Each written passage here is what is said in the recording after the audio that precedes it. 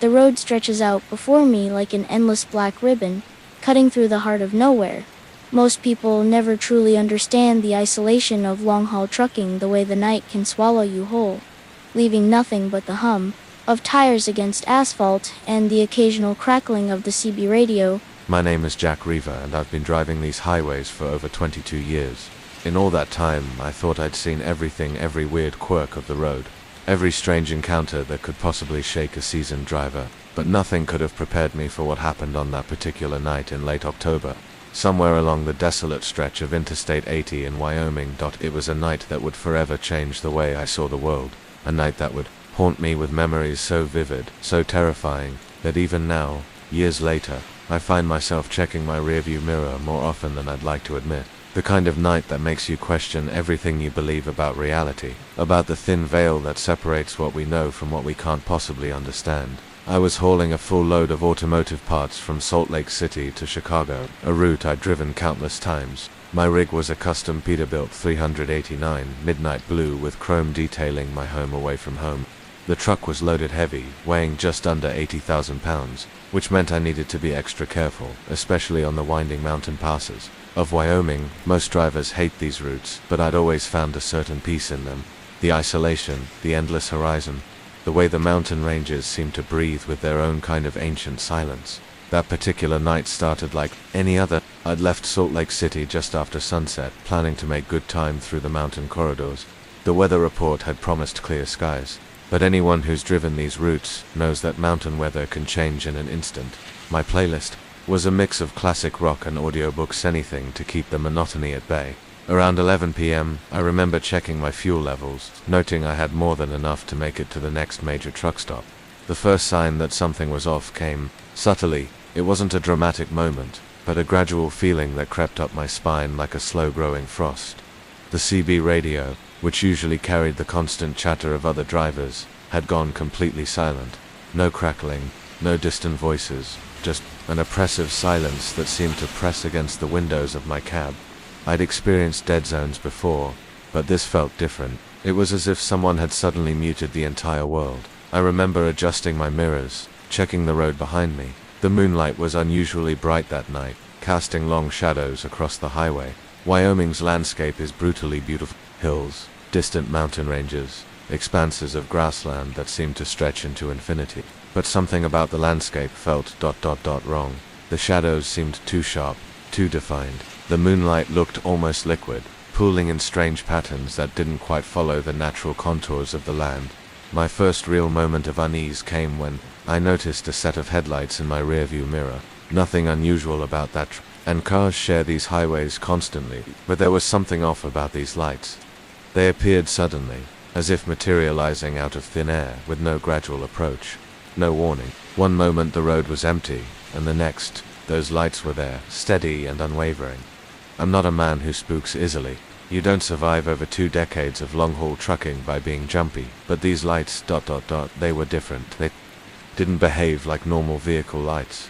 They didn't bob or weave with the road's natural curves. Instead, they remained perfectly level, perfectly aligned, as if whatever was generating them wasn't bound by the same physical laws as everything else. My first instinct was to slow down, to let the vehicle pass, but when I eased off the gas, the lights behind me slowed proportionally. When I sped up, they matched my speed exactly. It was like being stalked by a predator that knew every single one of my movements before I made them. The rational part of my brain tried to construct reasonable explanations. Maybe it was another trucker playing some kind of game. Maybe my eyes were playing tricks after hours of driving. But the deeper, more primal part of me, the part that had kept me alive through countless dangerous nights on the road, knew something was fundamentally wrong. Then the temperature in my cab began to drop, not gradually, but suddenly. One moment it was the comfortable warmth of a climate-controlled truck, and the next, I could see my breath forming small clouds in front of me. The digital display on my dashboard flickered, the numbers dancing erratically before settling back to normal. My radio, which had been playing a classic rock station, erupted in a burst of static that sounded almost like whispers, unintelligible but distinctly human-like. I reached to turn off the radio, but my hands seemed to move in slow motion. The static continued, those whispers growing slightly more distinct. They weren't speaking English, or any language I could recognize. The sounds were rhythmic, almost like a chant, but with an underlying tone that made my skin crawl. It wasn't just sound, it felt like something was trying to communicate, something that existed just beyond the edges of perception. The lights behind me began to change. What had been a steady, white illumination started to pulse, slowly at first, then with increasing frequency. Each pulse seemed to drain a bit more color from the world around me. The grasslands beside the highway began to look grayscale, then almost transparent, as if the very fabric of reality was becoming thin, malleable. My hands gripped the steering wheel so tightly that my knuckles turned white. I knew I should pull over, call for help, but something told me that stopping would be the worst possible decision. Whatever was behind me, whatever was creating those lights, those sounds, it wanted me to stop, and I was damned if I was going to give it what it wanted. The next hour became a blur of mounting terror. The lights never wavered, never changed their precise distance. The whispers on the radio evolved, becoming more structured, more ... intentional. I caught fragments that might have been words, might have been something else entirely. Names, coordinates, warnings. My mind couldn't quite process them. My GPS started to malfunction.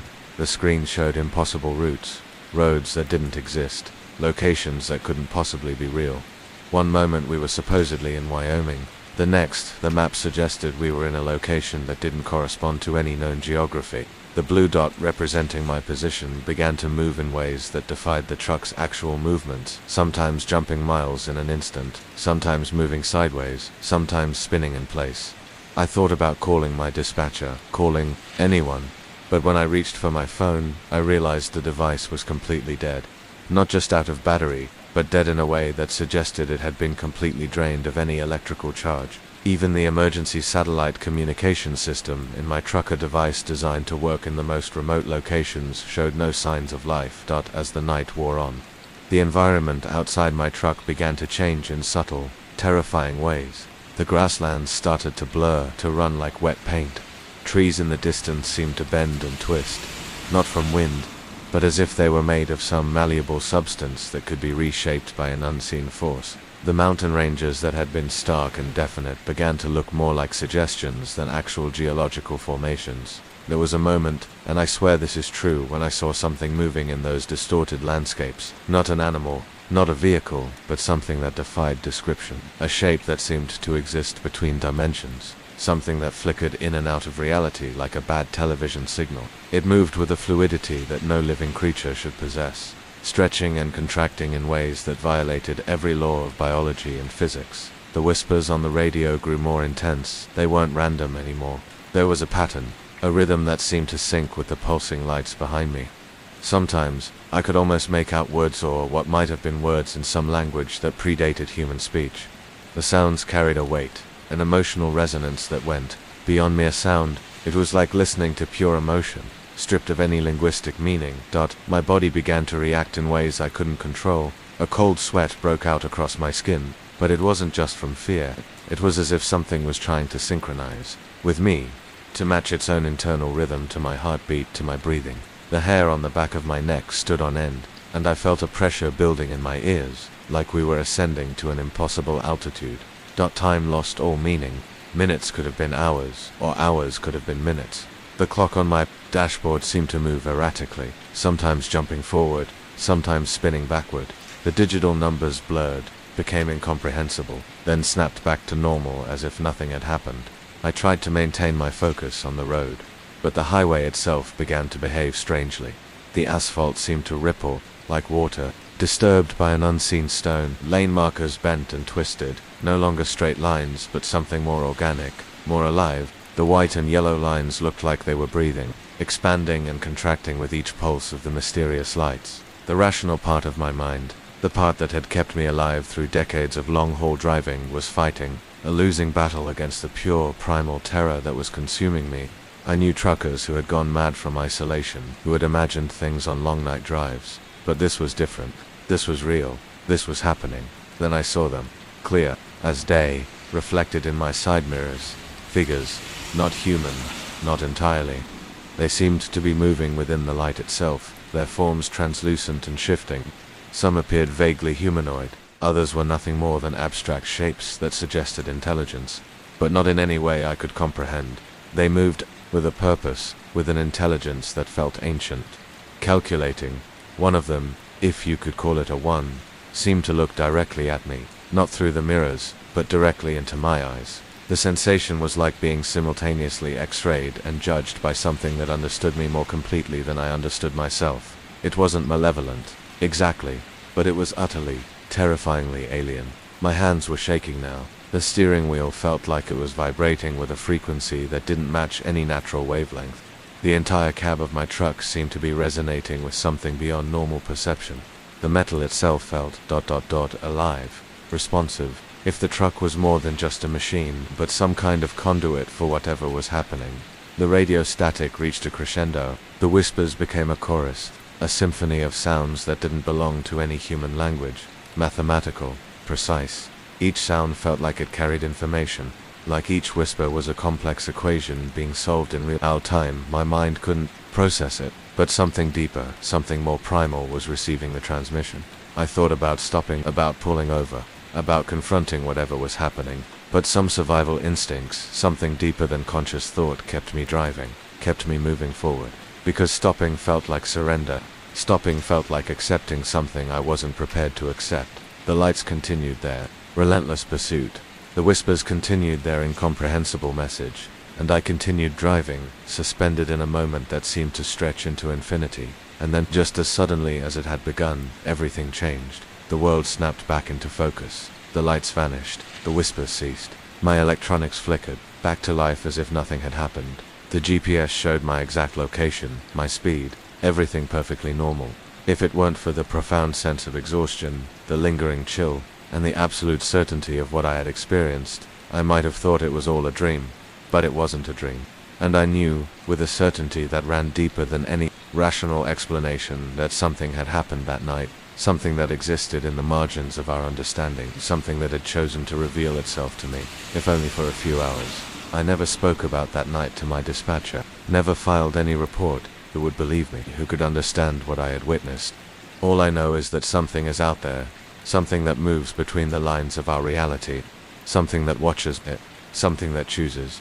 And sometimes, on certain nights, when the road is empty and the moon is just right, I can still hear those whispers. My name is Marcus Coleman, and I've been driving long-haul routes for 18 years. Truckers like to think we've seen it all, every strange roadside phenomenon, every weird encounter that the endless highways can throw at you. But there are some experiences that don't fit into any rational explanation, some nights that tear holes in what you believe about reality. It happened on a late autumn night, somewhere along the desolate stretch of Interstate 70 in eastern Colorado. The kind of night that feels heavy, pregnant with something waiting to break. I was hauling a load of industrial machinery from Denver to Kansas City, my trusty Kenworth W900 cutting through the darkness like a steel shark. Most folks don't understand the life of a long-haul trucker. The isolation, the constant companionship of nothing but road and shadow. That particular night started unremarkably enough. Clear skies, minimal traffic, the kind of conditions drivers dream about. I'd been on the road since early evening, my playlist a mix of classic blues and true crime podcasts. Anything to keep the monotony at bay. Around midnight, I was deep in that strange liminal space where time seems to stretch and compress, where the road becomes more of a living thing than a simple path of asphalt. The first indication that something was wrong came subtly. It wasn't a dramatic moment, but a gradual sensation that began at the base of my skull, a tingling that felt like someone or something was watching me. I'd felt similar sensations before, usually dismissed as road fatigue or an overactive imagination. But this was different. This felt deliberate. My CB radio, which had been quietly humming with occasional distant chatter, went dead silent. Not the usual static-filled silence of a dead zone, but a complete absence of sound. It was as if someone had surgically removed all possibility of communication. I tapped the device, checked the connections, but nothing. The silence was absolute, pressing against the windows of my cab like a physical weight. The landscape around me began to change in ways that defied simple explanation. Colorado's eastern plains are typically a study in monotony. Endless grasslands, occasional farm structures, the distant suggestion of mountain ranges. But that night the landscape seemed to breathe. The grasslands rippled with a movement that couldn't be attributed to wind. Shadows stretched and contracted in ways that violated every law of natural light. I first noticed the lights about an hour into this strange journey. They appeared in my rearview mirror without warning, perfectly symmetrical, absolutely still. Not the typical headlights of another vehicle, but something else entirely. They were too precise, too uniform, as if painted onto the darkness rather than generating actual illumination. My initial reaction was professional caution. I dealt with all manner of strange encounters on these highways. Drunk drivers, wildlife crossings, unexpected road conditions. But these lights were different. They didn't behave like any vehicle I'd ever encountered. When I adjusted my speed, they matched me precisely. When I changed lanes, they remained exactly the same distance behind me. Never wavering, never changing. The temperature in my cab began to drop. Not the gradual cooling of night, but a sudden dramatic plunge that felt unnatural. My breath started forming clouds, and the digital displays on my dashboard began to flicker erratically. The heating system, which had been running smoothly, started to emit a low rhythmic sound that felt more like a pulse than mechanical operation. Then the radio came to life. But it wasn't music. It wasn't even static. The sounds that emerged were something else entirely, a series of frequencies that seemed to exist between human perception. Sometimes they sounded like whispers, sometimes like a complex mathematical equation being spoken in a language that predated human communication. The sounds carried an emotional weight, a sense of something ancient trying to communicate. My hands gripped the steering wheel so tightly that my knuckles turned white. Every instinct I developed over nearly 2 decades of driving was screaming at me to pull over, to stop, to do something. But a deeper, more primal part of me knew that stopping would be the worst possible decision. Whatever was behind me, whatever was generating those lights, those sounds, it wanted me to stop. And I was determined not to give it what it wanted. The landscape continued to transform. The grasslands began to look less like natural terrain and more like a living canvas. Colors shifted and blended in impossible ways. The horizon line, that reliable demarcation between earth and sky, started to wobble and bend as if reality itself was becoming malleable. I tried to use my phone, my satellite communication system, anything to establish contact with the outside world. But every electronic device was dead, not just out of battery, but completely inert. It was as if all technological communication had been surgically removed from existence. Hours seemed to pass, or perhaps only minutes. Time lost all meaning. The lights behind me never changed their precise distance, never wavered. They seemed to pulse with a rhythm that felt almost biological. Not like machine lights, but like something alive, something watching, something calculating. Occasionally, I caught glimpses of shapes within those lights. Not human shapes, not anything I could properly describe. Abstract forms that suggested intelligence, but an intelligence so foreign that my mind struggled to process what I was seeing. They moved with a purpose that felt ancient, calculated. Entities that existed beyond our understanding of movement, of perception. My GPS began to malfunction in ways that defied logical explanation. The screen showed impossible routes, locations that didn't exist on any map. The blue dot representing my position moved in ways that violated the basic principles of navigation, jumping miles in an instant, moving sideways, spinning in place. The most terrifying moments came when I realized these entities were trying to communicate, not through language as we understand it, but through a complex series of frequency shifts, light pulses, and spatial manipulations. It was as if they were speaking a language composed of mathematical probabilities, of quantum interactions that existed just beyond human comprehension. At certain moments, I felt like I could almost understand, like my consciousness was being stretched, expanded to perceive something greater than my human limitations. Fragments of something would dance at the edges of my perception. Complex thoughts that felt like they were being transmitted directly into my mind, bypassing any traditional method of communication. The truck itself seemed to become part of this strange transmission. The metal frame began to resonate with frequencies that didn't belong to any natural wavelength. The steering wheel vibrated with a pulse that felt synchronized to something beyond the physical world. It was as if the entire vehicle had become a conduit for whatever was happening. Shadows began to move independently of any light source. They stretched and contracted, formed shapes that suggested intelligence, then dissolved back into formlessness. The road itself seemed to breathe, to pulse with a life of its own. Lane markers twisted and warped, no longer simple painted lines, but something more organic, more alive. I thought about stopping, about pulling over and confronting whatever was happening. But something deeper than conscious thought kept me moving, forward. Stopping felt like surrender. Stopping felt like accepting something I wasn't prepared to understand. The lights continued their relentless pursuit. The strange frequencies continued their incomprehensible message. And I continued driving, suspended in a moment that seemed to stretch into infinity. My name is Jack Holloway, and I've been driving long-haul routes across the American Southwest for over 17 years. In all those years, I've seen my fair share of strange things on the road. Lonely stretches of highway that seem to whisper their own dark secrets, nights that blend into an endless canvas of darkness. But nothing could have prepared me for what happened during a late November run from Albuquerque to Phoenix. It was one of those nights that felt different from the start. The air was heavy, almost oppressive, with a thick fog rolling across the desert landscape like a suffocating blanket. My route took me along Interstate 40, a highway that cuts through some of the most isolated parts of New Mexico and Arizona.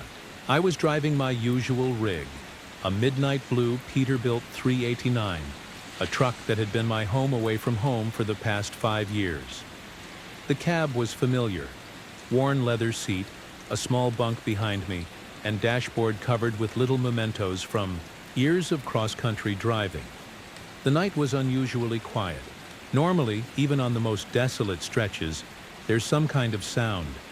The distant hum of another truck, the crackling of my CB radio, or the soft whisper of wind against the trailer. But this night, absolute silence. My satellite radio, which usually played classic rock or talk shows, had been cutting in and out since sunset. Static would burst through periodically, creating an unsettling soundtrack to my journey. I remember checking my mirrors constantly. There's something about complete isolation that makes you hyper-aware. The highway stretched before me like a black ribbon, punctuated only by the occasional reflective road marker. My headlights carved a tunnel through the fog, creating a world that existed only within their reach. Everything beyond was just a murky, indistinct shadow. Around midnight, I noticed something odd. The fog seemed to be moving differently. Instead of drifting passively across the road, it appeared to be deliberate. Swirling patterns that didn't follow the natural flow of wind, dense patches that seemed to pulse and contract. I'd seen desert fog before, but this was different. It moved with a kind of intelligence that made the hair on the back of my neck stand up. My first real moment of unease came about 2 hours into this stretch of highway. I was somewhere between Holbrook and Winslow, Arizona, a region known for its vast empty landscapes and Native American folklore. The kind of place where stories of skinwalkers and ancient spirits weren't just legends, but felt like living, breathing possibilities. The first sign that something was genuinely wrong came through my side mirror. At first I thought it was a trick of the light, a phantom created by the fog and my tired eyes. But there was something moving behind my truck. Not another vehicle, something else. A shape that didn't move like anything mechanical. It was fluid, almost liquid in its movement, keeping perfect pace with my rig, despite my steady 65 miles per hour. I'd seen plenty of weird things on these highways. Dust devils that seemed to chase trucks, mirages that played tricks on exhausted drivers, even the occasional wildlife that would dart unexpectedly into the road. But this was different. This felt deliberate, calculated. The shapes seemed to shift and change, sometimes looking like a massive animal, other times like something more abstract, a cloud of smoke, a living shadow. My rational mind fought against what my instincts were screaming. Truckers are supposed to be pragmatic. We deal with facts, with the road, with logistics. Supernatural explanations are for late-night radio shows and campfire stories. But in that moment, rationality felt paper-thin, ready to tear apart at any second. I tried to rationalize it. Maybe it was extreme fatigue. I'd been driving long hours, and hallucinations are common among long-haul truckers.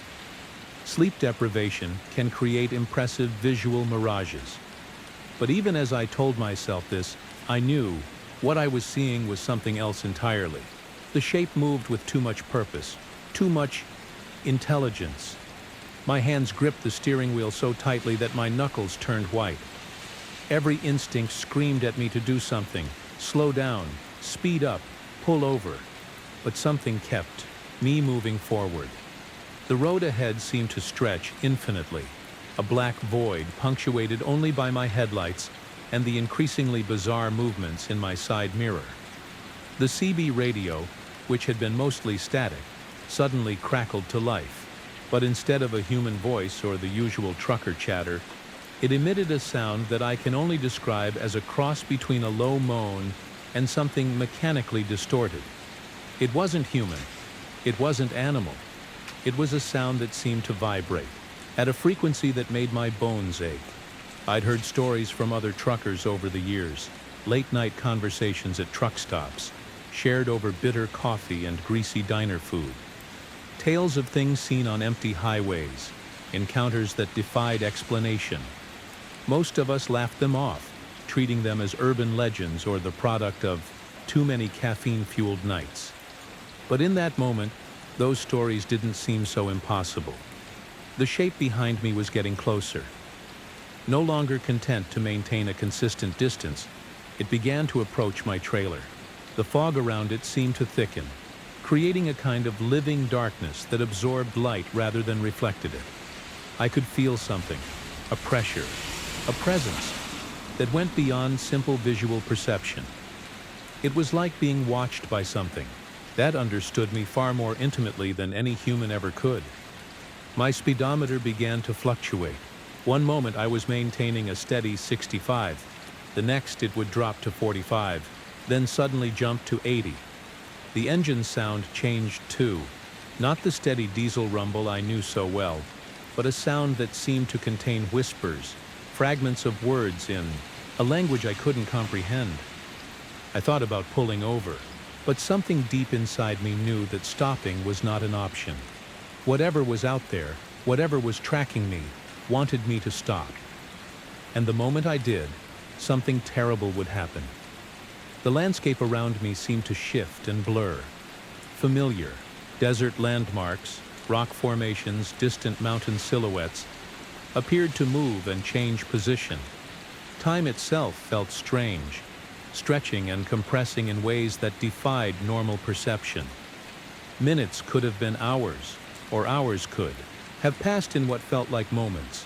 My mind raced through every possible explanation: supernatural encounters, government experiments, interdimensional phenomena. Each theory felt both ridiculous and terrifyingly plausible. Truckers are observers of the world, people who see things others don't. We traverse the hidden spaces, between cities, the liminal zones where reality feels thin and permeable. The thing in my mirror was no longer trying to hide its nature. It began to take more definitive shapes, sometimes resembling a massive, elongated creature with too many limbs, other times appearing as a swirling mass of what looked like human figures, constantly merging and separating. The fog around it pulsed with a sickly, phosphorescent glow that seemed to come from within rather than any external source. My GPS, which had been reliable throughout the journey, began to malfunction. The screen flickered between my current location and what appeared to be impossibly ancient maps. Terrain that looked nothing like the current Arizona landscape. Rivers where there were none, mountain ranges that didn't exist, place names in languages I didn't recognize. The temperature inside the cab started to drop. Not gradually, but in sudden, dramatic plunges that made my breath visible. Frost began to form on the inside of the windows, intricate patterns that looked almost like writing, complex alien symbols that seemed to move and rearrange themselves even as I tried to focus on them. Sound became distorted. The engine's roar, the tires on asphalt, the occasional distant sound of wildlife. All of it began to sound like a complex, multi-layered audio hallucination. Voices emerged from the static, speaking in languages that seemed to bypass my ears and communicate directly with some primal part of my brain. I was beyond fear at this point. Fear is a response to something unknown, but what was happening transcended fear. It was a complete dissolution of everything I understood about reality, about the ordered, predictable world I thought I knew. The boundary between what was real and what was impossible had completely disintegrated.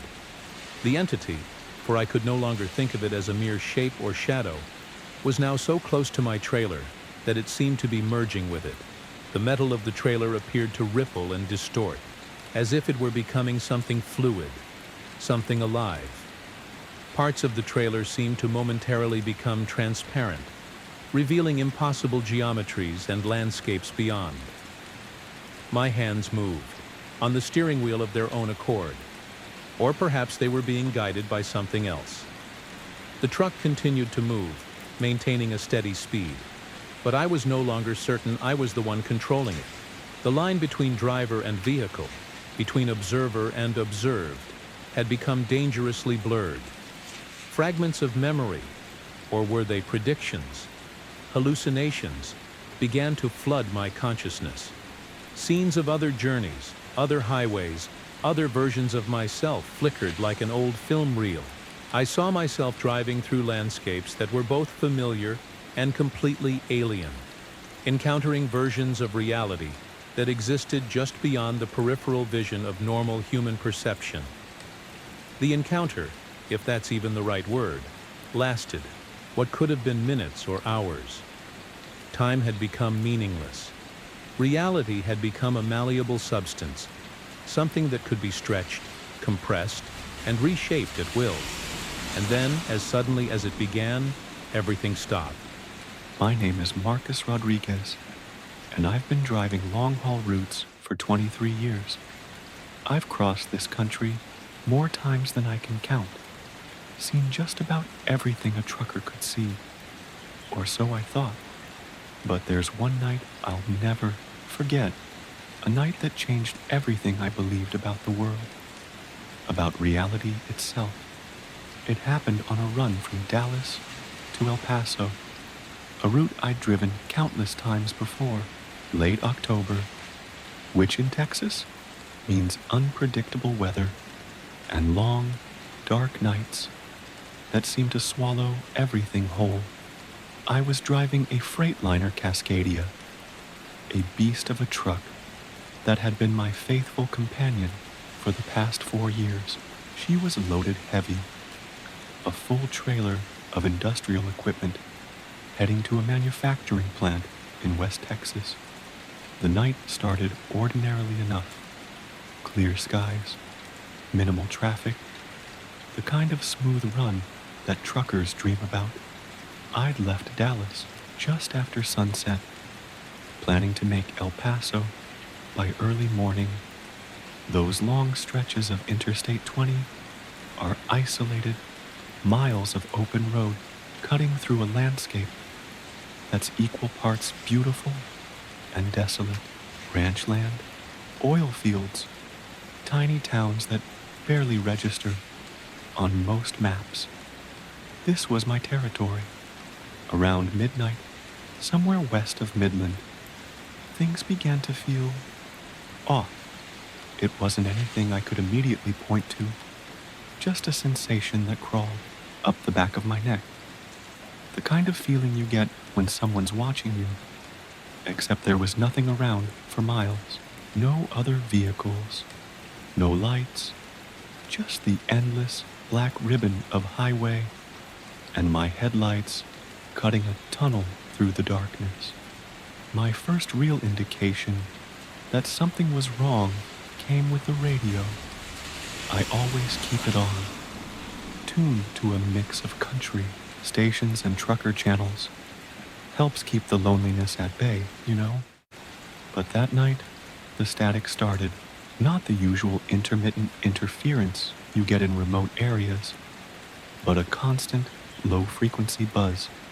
that seemed to vibrate through the entire cab of the truck.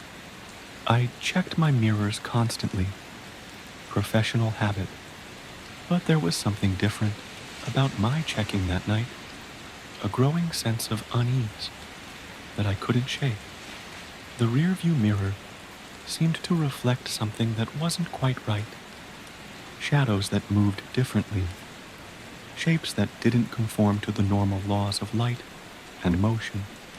The GPS started acting strange first, little glitches at first. The map would momentarily blur, road markers would shift position, the estimated time of arrival would jump wildly between impossibly short and impossibly long times. I'm not a tech guy, but I know enough about these systems to know this wasn't normal electrical interference. Temperature was the next thing. The cab's climate. Control had always been reliable, but now it began to fluctuate wildly. One moment freezing cold, the next burning hot, then back to normal, as if nothing had happened. My breath would fog up the windshield, then clear instantly. Small details, but they start to wear on you when you're alone in the middle of nowhere. I've heard other truckers talk about highway hypnosis, that state where the road becomes a kind of endless, repetitive dream. But this was different. This was something that felt like it was actively trying to pull me into something else. The highway seemed to breathe, to pulse with a life of its own. Median lines would momentarily blur, stretching and warping in ways that defied physics. Around 1 a.m., I saw the first sign that something was fundamentally wrong with the world around me. A roadside marker, one of those standard green highway signs, began to change as I approached. The letters shifted, not gradually, but in rapid, impossible succession. One moment it read the standard distance to the next town. The next it displayed something in a language I'd never seen, symbols that looked part mathematical, part organic, continuously moving and rearranging themselves. My CB radio, which had been silent except for the persistent static, suddenly crackled to life. But what came through wasn't a human voice or even a recognizable sound.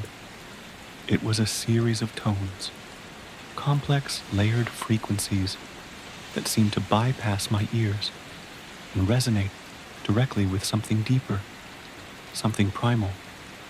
The sound made my teeth ache, created a pressure in my skull that felt like my brain was being gently squeezed.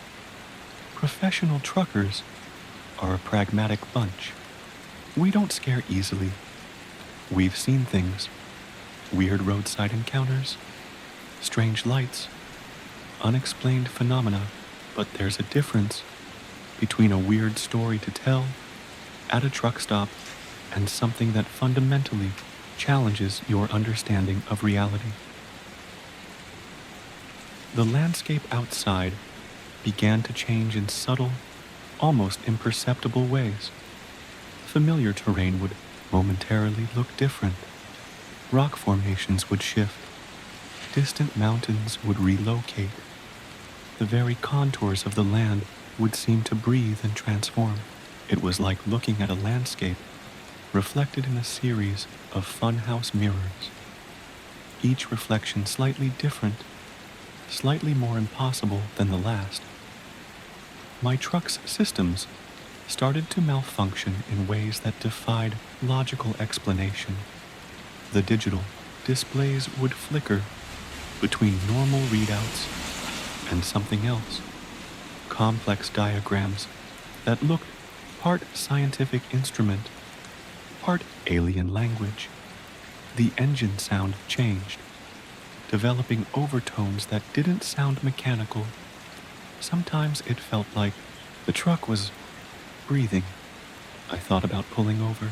God knows, Every rational instinct screamed at me to stop, to break this moment, to reassert some kind of control. But something deeper, a survival instinct maybe, kept me moving.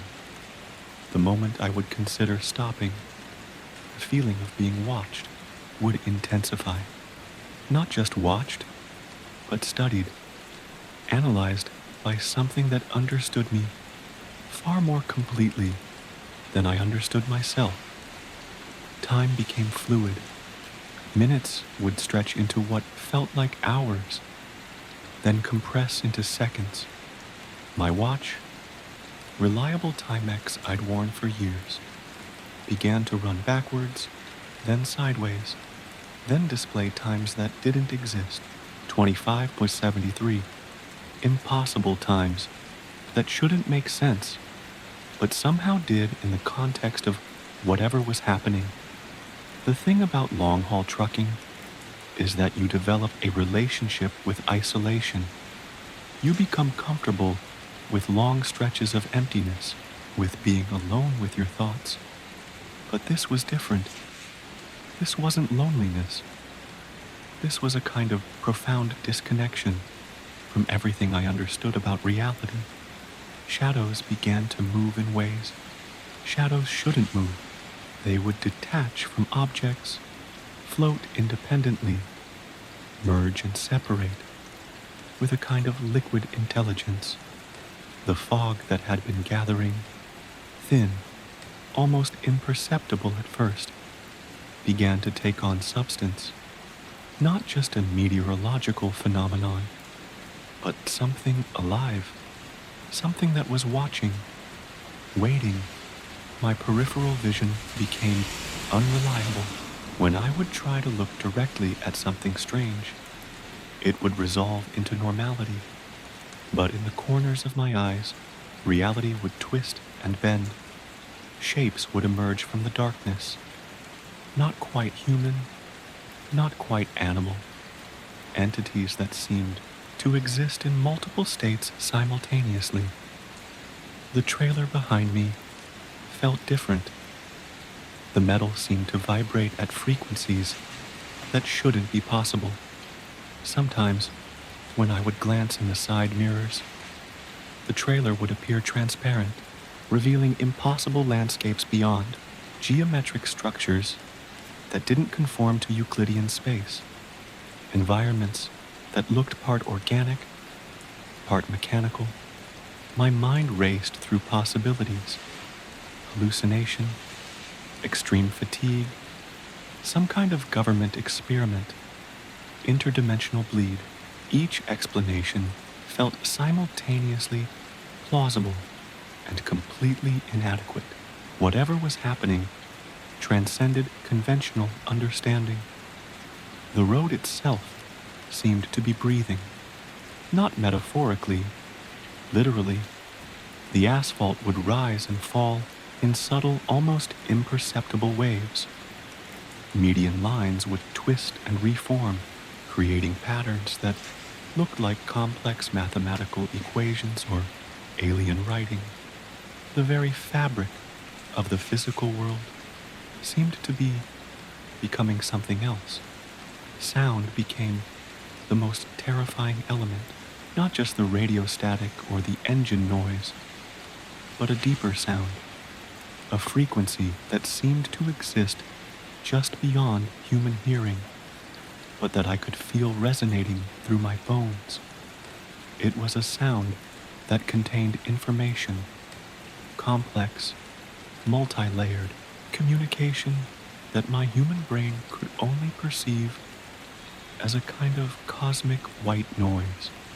I began to see glimpses, fragments of other realities, other versions of the highway, other versions of myself, parallel experiences that existed simultaneously. A truck driver in another reality, making the same journey, but experiencing something subtly different. Versions of the road that were almost, but not quite, the same. The encounter, if that's even the right word, lasted what could have been minutes or hours. Time had become meaningless. Reality had become a malleable substance, something that could be stretched, compressed, and reshaped at will. And then, as suddenly as it began, everything stopped. I found myself still driving the highway exactly as it had been before everything changed. No evidence remained of what had just occurred. Just me, my truck, the endless Texas highway, and the growing certainty that something fundamental had shifted in my understanding of the world. My name is Jack Reynolds, and I've been a long-haul trucker for over 20 years. You get used to strange things on the road, ghost towns that don't show up on any GPS, empty diners with warm food and no staff, headlights in your mirror that vanish when you try to catch a glimpse. It's all part of the job. You see enough weird stuff, you start chalking it up to fatigue, poor visibility, or a brain that's been running on caffeine and 3 hours of sleep. I used to think that way too, until one night on Route 191 changed everything. It was a late October run from Phoenix, Arizona to Salt Lake City, Utah. I was hauling a load of industrial equipment. Nothing special, nothing dangerous. I'd driven that stretch of road more times than I could count. Route 191 cuts through some of the loneliest parts of the Southwest, a 2-lane ribbon of blacktop winding through desert and rock, with only the occasional gas station or rundown, motel, breaking the monotony. Most nights, it feels like the road belongs to you and you alone. That night, I wished it didn't. I checked my logbook. It was 2:27 a.m. I remember that time exactly because I was mentally preparing for another 2 hours before my rest stop. My thermos of black coffee was still half full, and the hum of the tires against the asphalt had become a steady rhythm that was almost hypnotic. There was no moon that night, and the sky was a heavy, featureless black. No stars, no distant lights, just my high beams carving a narrow tunnel through the darkness. Then came the static. It started low, like the sound of crumpling paper behind a closed door. I reached over and tapped the knob on the CB radio, thinking it was just interference. Happens all the time in remote areas, but this wasn't normal. The static pulsed, rising and falling like a heartbeat, not random, but rhythmic. I adjusted the frequency, then tried switching stations altogether. The noise didn't stop. If anything, it got louder. Then the temperature dropped. It wasn't gradual, like a breeze sneaking through the vents. It was instant. One moment, I was comfortable. The next, I could see my breath fogging up in front of me. I turned the heater dial all the way up, but nothing changed. That's when I felt it, that prickling sensation on the back of my neck, the one you get when someone's standing too close behind you. Only there was no one in the cab but me. I glanced into the side mirror. At first, I thought it was a smudge, just a shadow or a streak of road grime. But as I squinted, my stomach turned. The shape in the mirror wasn't stationary. It moved, smoothly, deliberately, keeping perfect pace with my truck. It was blacker than the road, darker than the night, like it was sucking in the light around it. I tried to focus, but the longer I looked, the more it seemed to shift. It wasn't human, but it wasn't animal either. It was something in between. Humanoid, but wrong. Off. I blinked, rubbed my eyes, even slapped my own cheek to wake myself. Up. Nothing changed. The thing was still there. I eased my foot off the gas, just slightly. The figure slowed too. I veered a little to the right. So did it. I changed lanes. It mirrored me exactly. That's when the fear really hit. Whatever this was, it was aware of me. It wasn't just keeping pace. It was watching, studying, waiting. I gripped the wheel tighter, my knuckles going white. The CB radio exploded in a burst of sound. Voices, but not in any language I recognized. It was a garbled mess, like 20 people whispering secrets at once, overlapping and out of sync. Then came the screams. Distant at first, then closer, louder, as if they were coming from inside the cab. I reached over and yanked the plug from the radio, killing it instantly. The silence that followed was worse. The windshield began to frost, actual frost forming on the inside. My breath came out in quick, panicked puffs. I didn't dare look at the mirror again. I knew it was still there. I could feel it. It was like a weight pressing against the passenger side of the truck, dense and suffocating. Then it was at the window, pressed right up against the glass, not with hands or a face, but with its whole form, like a shadow had peeled itself off the night and was trying to get in. The window fogged where it touched. It didn't make a sound. It just hovered there, inches away, and I could feel something coming off it, an emotion, a hunger. It didn't want to hurt me, not in a traditional sense. It wanted to know me, get inside me, become part of me. I couldn't scream. I couldn't even speak. My throat had closed up, my body frozen in place. I did the only thing I could think of. I slammed the accelerator to the floor. The engine roared. The truck groaned in protest, but I pushed it harder than I ever had. 60, 70, 80 miles per hour. The shadow didn't fall behind. It kept up, dancing along the edge of vision, never fully seen, but never gone. Then, as suddenly as it began, it stopped. The radio stayed dead. The temperature slowly returned to normal. The mirrors were clear. The figure was gone. I didn't stop until I reached the outskirts of Salt Lake City. I parked at the first truck stop I saw, stumbled out of the cab and dry heaved in the parking lot. My clothes were soaked in sweat. My hands wouldn't stop shaking. I stayed in that truck stop for hours, sitting in a vinyl booth, sipping the worst coffee I'd ever had just to feel something familiar. When I finally checked the truck, everything was in place. Cargo untouched, logbook accurate, not a single sign that anything had gone wrong. But I knew the truth. Something out there had seen me, chosen me. I've never taken Route 191 again. I don't drive night shifts if I can avoid it. And I never ever look too long into the mirrors. Because sometimes the things you see looking back aren't reflections at all.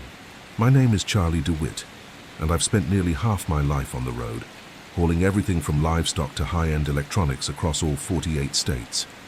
I've broken down in the Ozarks, driven through hurricanes in Louisiana, and once pulled an all-nighter through a blizzard in Wyoming. I thought I'd seen it all, until one night in rural Pennsylvania, I found myself on a road that didn't exist on any map, and learned just how wrong I was. I was making a run from Harrisburg to Buffalo. GPS said it would be a smooth 5.5 hour drive, mostly highway, minimal traffic, easy money. I left just after midnight. The plan was to drive straight through and sleep in Buffalo after unloading. The night was thick with fog, the kind that eats your high beams and makes the world seem like it's closing in on you. I remember checking the dashboard clock, 2:14 a.m. The road had grown quiet, no headlights behind me, nothing ahead, just the muted thrum of the engine and the occasional hiss of air brakes. Then I missed my turn. It wasn't a careless mistake. The GPS had me take an exit that simply wasn't there. I doubled back, thinking I'd overshot it, but still found nothing. The device rerouted me down a side road, narrow, barely paved, and lined with trees that leaned in like they were trying to block out the stars. I should have stopped, turned around, but I didn't. I kept going.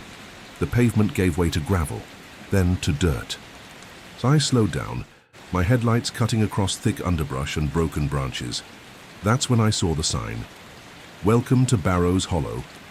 Rusted, barely hanging, and definitely not on any map I'd ever used. Something about it chilled. Me, not the name, the feeling. Like I'd stumbled into a place that didn't want to be found. Houses appeared along the roadside, old, colonial-looking things. Not abandoned, but aged in a way that made them feel untouched, like they'd been forgotten by time, no lights, no movement. I rolled past slowly, trying not to make noise even though the roar of my diesel engine shattered the silence. Then I saw the boy. He stood at the edge of the woods, maybe 10 feet from the road.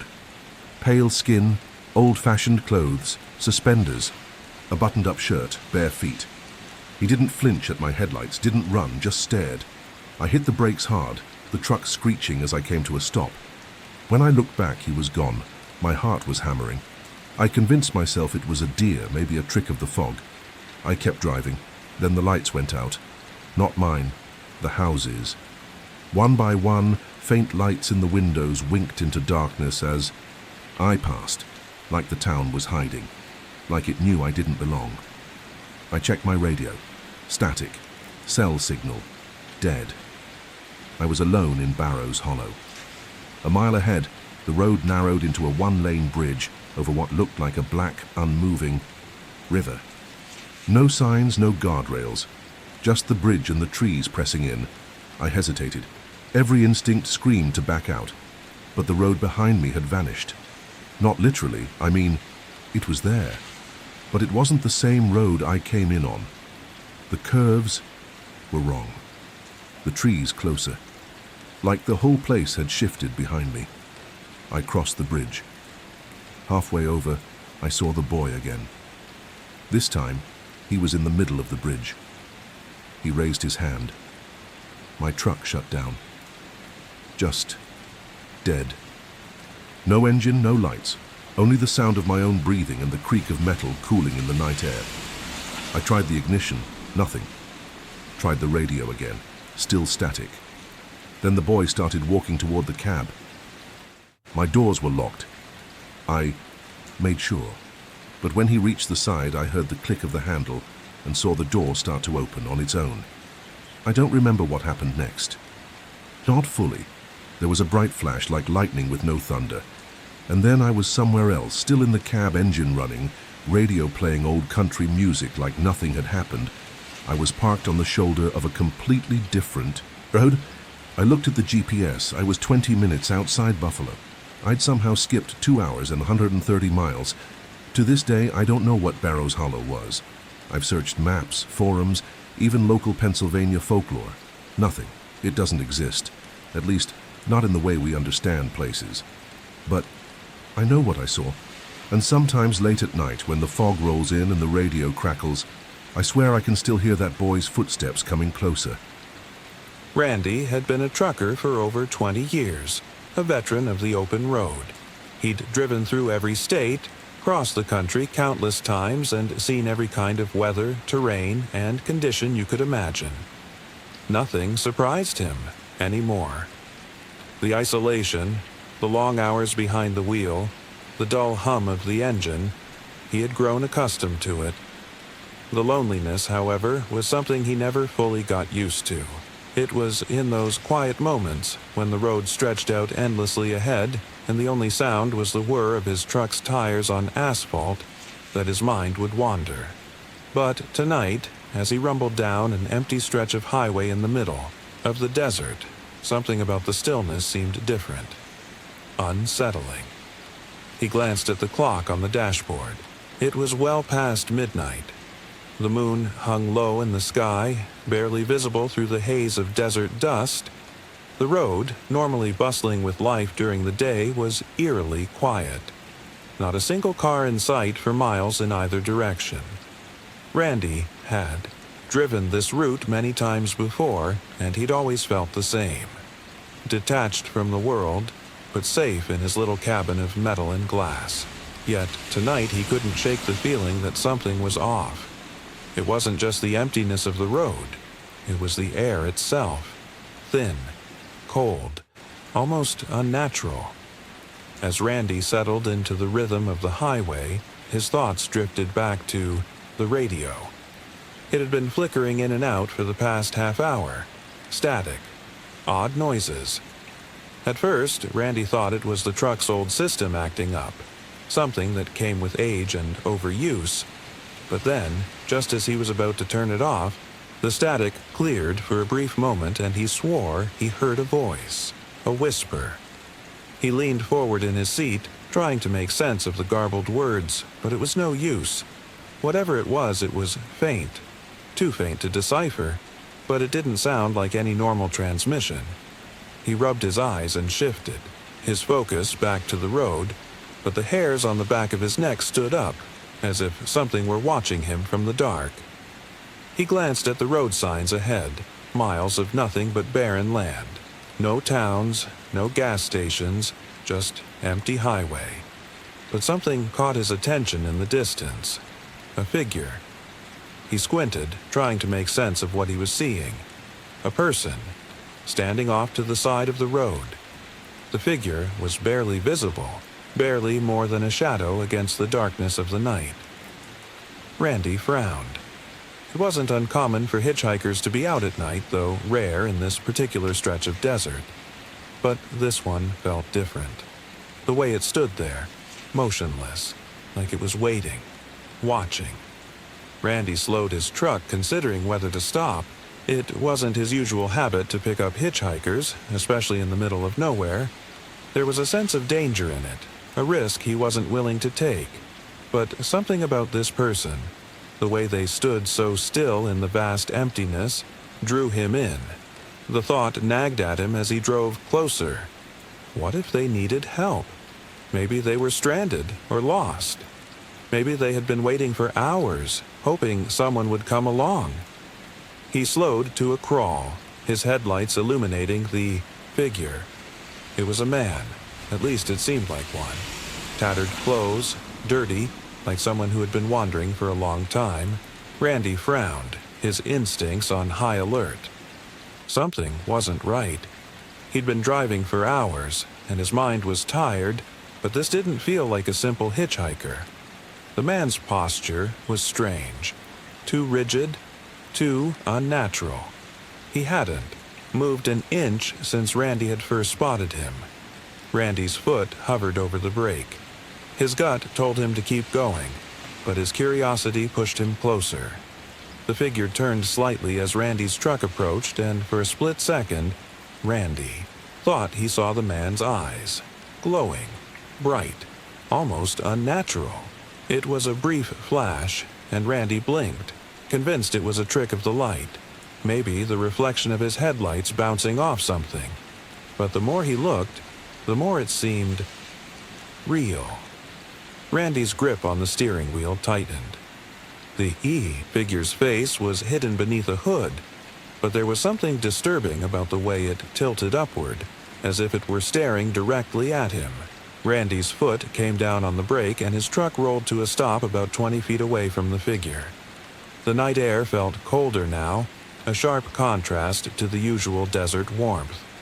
The stillness was overwhelming. He couldn't hear the man's footsteps, couldn't hear anything at all, not even the usual sounds of wildlife or the wind. Just the quiet hum of his engine. He rolled down the window, the sound of the wind rushing in, his nerves on edge. "Hey!" Randy called out, his voice crackling with a slight edge of concern. "You need help?" The figure didn't respond. It didn't move, not even a twitch. Randy's breath hitched as he leaned out the window, squinting to make out more details. The figure was just standing there, unmoving. Randy shifted uncomfortably in his seat. "Come on, man. You okay?" Still nothing. It was like the man didn't even acknowledge his presence. Suddenly, the figure raised its hand, palm out, as if motioning for Randy to stop. Randy froze. The gesture wasn't one of a person asking for help. It was deliberate, cautious, almost like a command. He felt a chill run down his spine. Something in the back of his mind screamed at him to drive away, to keep going. But his curiosity, mixed with an odd sense of responsibility, kept him there. Randy put the truck in gear and slowly eased forward, inching closer to the figure. His foot was ready to press the gas pedal in case something went wrong, and that's when it happened. The figure's face turned toward him, its features now illuminated in the truck's headlights. Randy's heart skipped a beat. The man's face was gaunt, almost skeletal. with hollow eyes that seemed to glow from within. His skin was pale, stretched thin over sharp bones, and his mouth was twisted into an unnatural, grotesque grin. Randy froze. For a moment, he couldn't move, couldn't breathe. The man's eyes locked onto his, and in that instant, a wave of icy fear washed over him. It was like the figure wasn't just staring at him, it was looking into him, through him, as if it could see his very soul.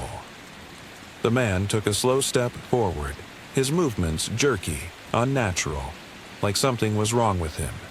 His head tilted to the side, and that smile, God, that smile, grew wider, almost inhumanly wide. Randy's blood ran cold.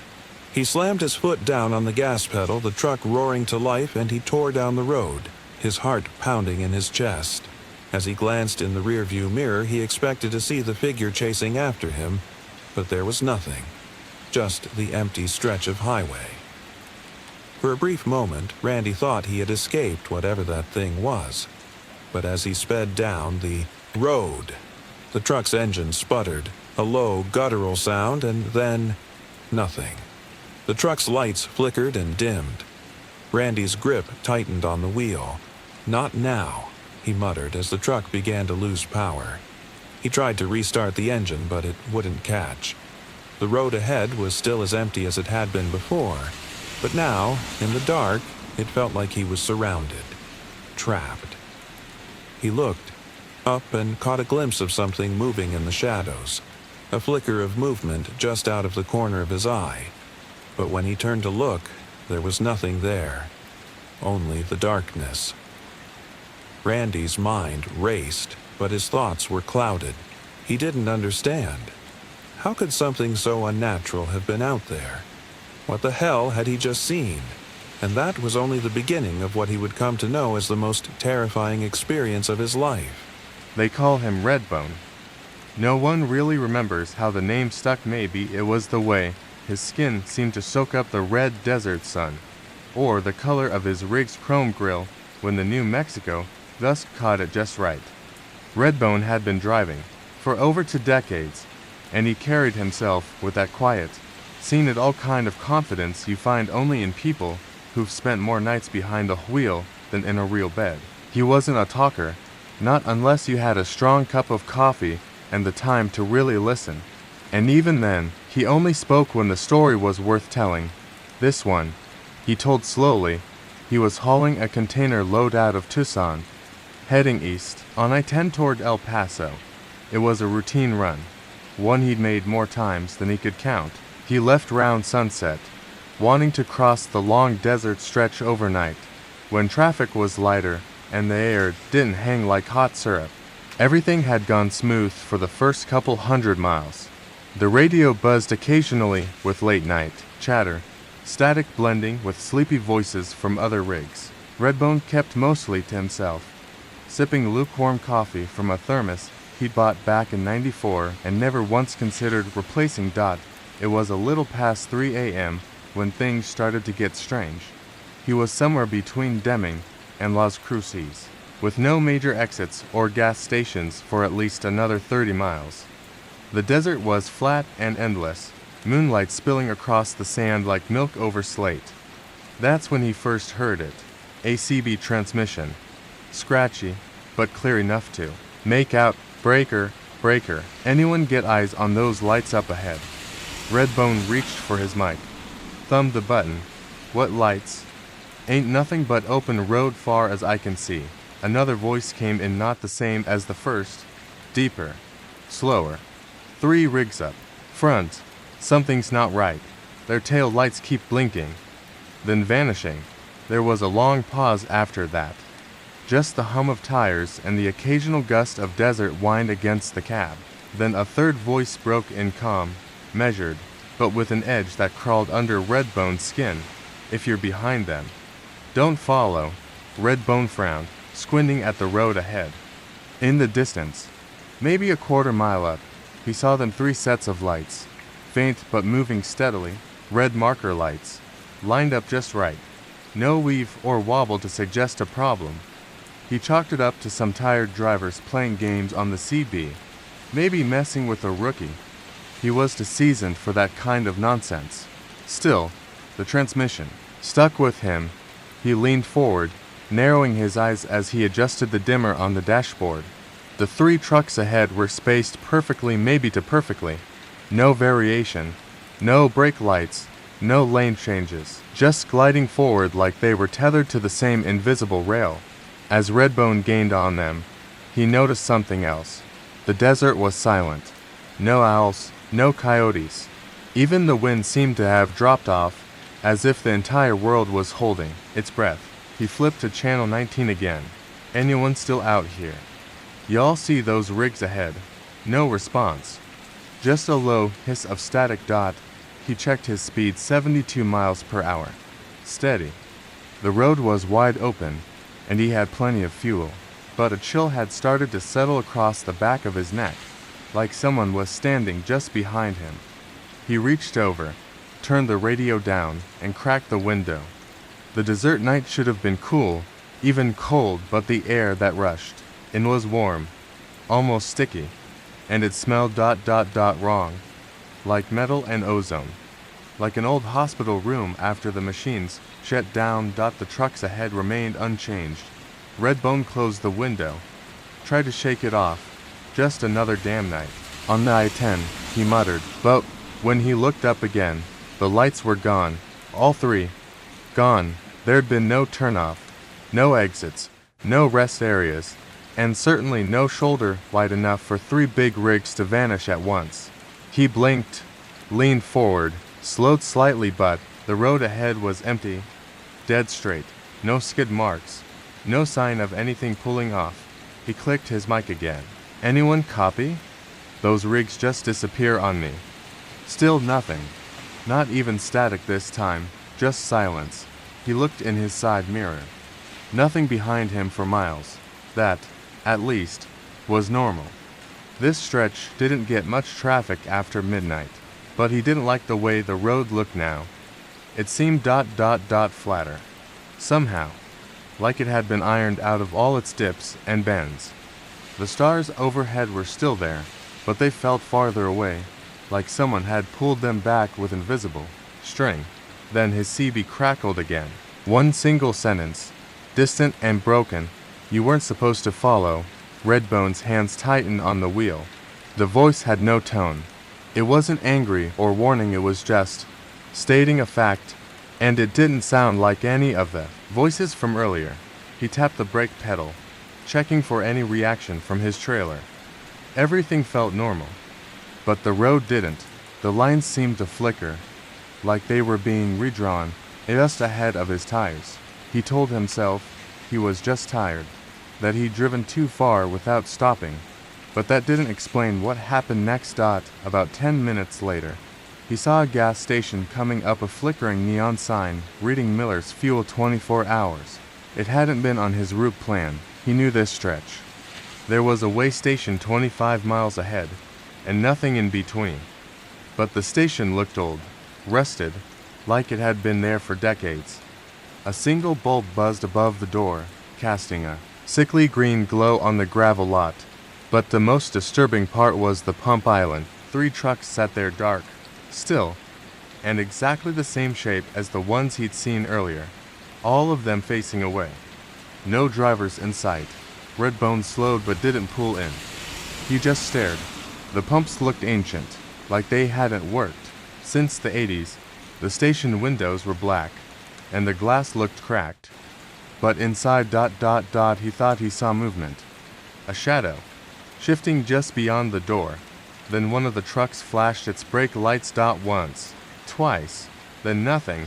Redbone didn't stop. He sped up. He didn't even radio in. His gut told him whatever was at that station wasn't part of the world he knew. And when a man spends his life on the road, his gut becomes the only map he really trusts. 20 minutes later, he pulled into a real gas station on the outskirts of Las Cruces. Well lit, busy, with the dull chatter of a teenage clerk behind the counter and the hum of vending machines selling warm soda. Redbone parked, climbed out, and went inside. The cashier looked up, chewing gum so loud it echoed. "Long night?" he asked. Redbone nodded. "Yeah, you get many truckers come through in the last hour or so." The kid frowned. "You're the first one I've seen all night." Redbone glanced at the security monitor behind the counter. The screen showed the front lot just his rig, sitting alone under the lights. "I saw 3 others ahead of me. Should have been here already." The kid shrugged. "Haven't rung up diesel in about 4 hours. Could check the tapes. I guess." Redbone didn't say anything. He just nodded again, bought a coffee, and sat in the booth by the window. He opened his dash cam app, scrolled back to the stretch where the 3 rigs should have been ahead of him. Nothing. The footage showed empty road, no tail lights, no turnoffs, no gas station, not even the weird CB transmissions. Just silence, and the endless stretch of I-10. Redbone stared at the screen for a long time. He didn't sleep that night, just kept watching the footage on loop, waiting for something to flicker into view.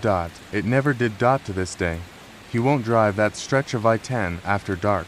Won't talk about it unless you catch him on just the right night, with the right kind of whiskey in his hand. And even then, he never speculates. He just says the same thing every time, in that gravel road voice of his. "I followed them. I know I did, but I was alone out there.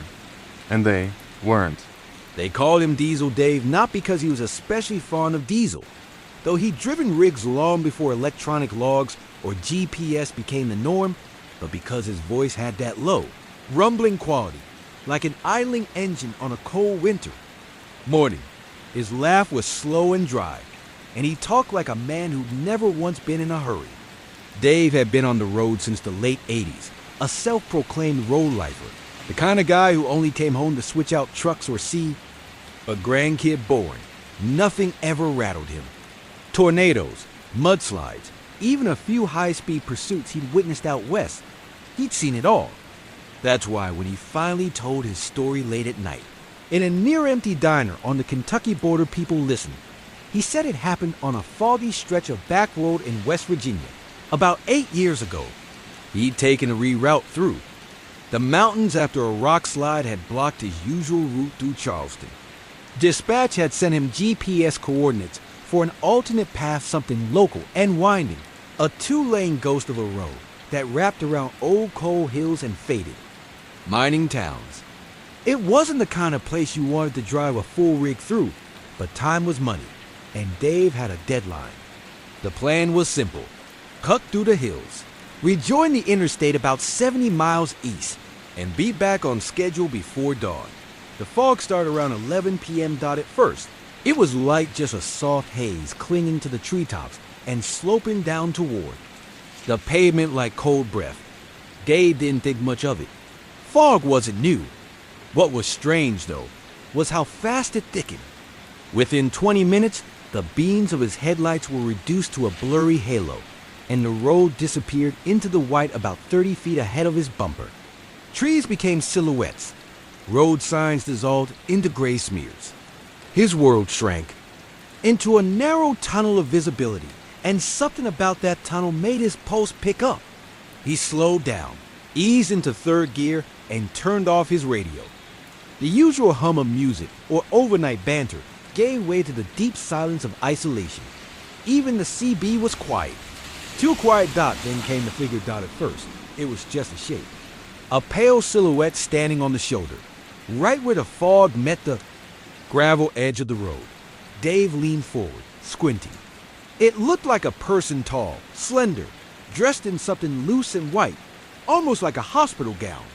Long hair, bare feet. He eased off the gas, uncertain if she was real or a hallucination, brought on by lack of sleep.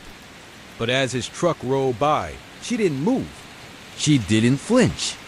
Just stared at him, or at least in his direction, though her eyes were lost in the mist. Dave kept going. Maybe it was a local on something. Maybe a drifter. Not his business.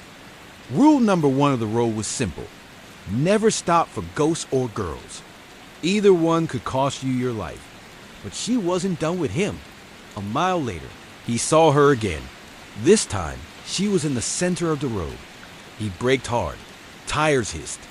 The trailer lurched, groaning as the momentum shifted. His hands locked on the wheel. And again, she didn't move. Just stood there, barefoot, white dress fluttering slightly in the night air. Her hair covered most of her face, but Dave could see her mouth. It was open, like she was either gasping or screaming, but no sound came out. Then she vanished. No. Turning. No movement. Just gone. He sat there in the middle of the road, engine humming low, heart pounding like a sledgehammer. It took him a full minute to shift back into gear. He didn't call it in. Didn't even check the mirrors. Just drove. Fast. The fog got thicker. It wasn't just low visibility anymore. It was like driving through milk. Like being inside a storm cloud. His headlights became useless. He switched on his fog lights, flipped the wipers, even though it wasn't raining. His breath began to fog the inside of the cab, even with the defrost on. And then he smelled something wet, not like rain, not like mist wet. Rotting it was coming from the sleeper at first. He thought it was just a mildew smell, maybe some forgotten food or wet clothes from a previous run. But this wasn't that. This was deeper, organic, like something had died and been left too long in the heat. He turned in his seat, pulling the curtain back. Empty. He opened the sleeper door, clicked the light on. Nothing, just his bedding, his duffel bag, a couple, paperbacks, and an old flashlight. No sign of anything unusual, but the smell was still there, crawling through the vents, seeping into his clothes. He tried cracking a window, and that's when his dog started growling. Bruno was a black lab mix, about 10 years old. Loyal, friendly, rarely made a sound unless something was really wrong. He slept most of the drive, usually curled up on the passenger seat or sprawled in the sleeper. But now he was standing stiff, tail low, fur bristled, growling into the space behind the driver's seat. Dave turned slowly. Nothing. Just the empty sleeper. But Bruno kept growling, low, steady, focused. Easy, boy, Dave muttered, more to himself than to the dog. His hand was starting to shake on the gear stick. He'd driven through fog before. He'd driven through worse. So why did this feel wrong? He looked up at the rearview mirror.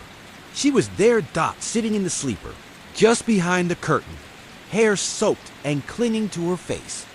Skin pale and cracked, like porcelain left out in the frost. Her hands were folded in her lap. Her eyes were open. Looking directly into his. Dave jerked the wheel. The truck swerved, tires screaming against wet asphalt. Bruno barked, then howled. The fog broke for just a moment, revealing a sharp curve ahead. Dave corrected the wheel just in time to avoid a plunge into a ravine. The truck lurched, groaned, then settled. When he looked back at the mirror, the sleeper was empty again. The smell was gone. Bruno stopped barking. Dave kept driving. Eventually, he reached the interstate. The fog began to thin. By the time the sun started bleeding over the treetops, the world felt normal again, familiar. The road widened, the pavement warm. Civilization returned like a dream, slowly fading into memory. But the story wasn't over. At the first way station. He pulled in, not because he had to, but because he needed to see someone. Anyone. He parked, killed the engine, climbed down on stiff legs, and made his way inside. The officer behind the desk looked up from a clipboard. "You all right?" he asked. Dave nodded, tried to sound casual. "Long night? Bad fog." The officer gave him a look. "You take 219 through the pass." "Yeah, GPS rerouted me." The officer's face changed. Not fear, not surprise, just a quiet resignation. "She ride with you?" he asked. Dave blinked. "What?" The officer gestured toward the rig. "Tall woman? White dress? Long hair? Always barefoot?" Dave didn't answer. The officer sighed. "You're not the first." Dave swallowed. What is she?" "No one knows. Some say she was a nurse. Others say she was a bride. Died on that road sometime in the 50s. Lost in the fog. Now she hitches rides from truckers. Never says a word. Just watches. Why? Dave asked. The officer paused. Then said, looking for someone who'll take her all the way home. He handed Dave a bottle of water, then added, if she doesn't like the ride, she makes sure you crash before dawn. Dave walked back to his truck in silence. He checked the sleeper again. Nothing there. But the seatbelt was stretched out like someone had been leaning forward, and the cushions were damp. He never took that road again. Never saw her again. But sometimes, when he drives alone at night and the fog creeps into the trees, he glances in the mirror. And when he sees nothing, he still says out loud, you're not welcome here. Find someone else. Because he knows she's still out there waiting. Jake had always been a creature of habit. He'd been behind the wheel of an 18-wheeler for nearly 23 years, hauling goods from state to state, from coast to coast. A veteran of the highways, he'd seen more than his fair share of strange sights, the kind of things that made a man question his sanity or make him chalk it up to exhaustion, or a bad stretch of road.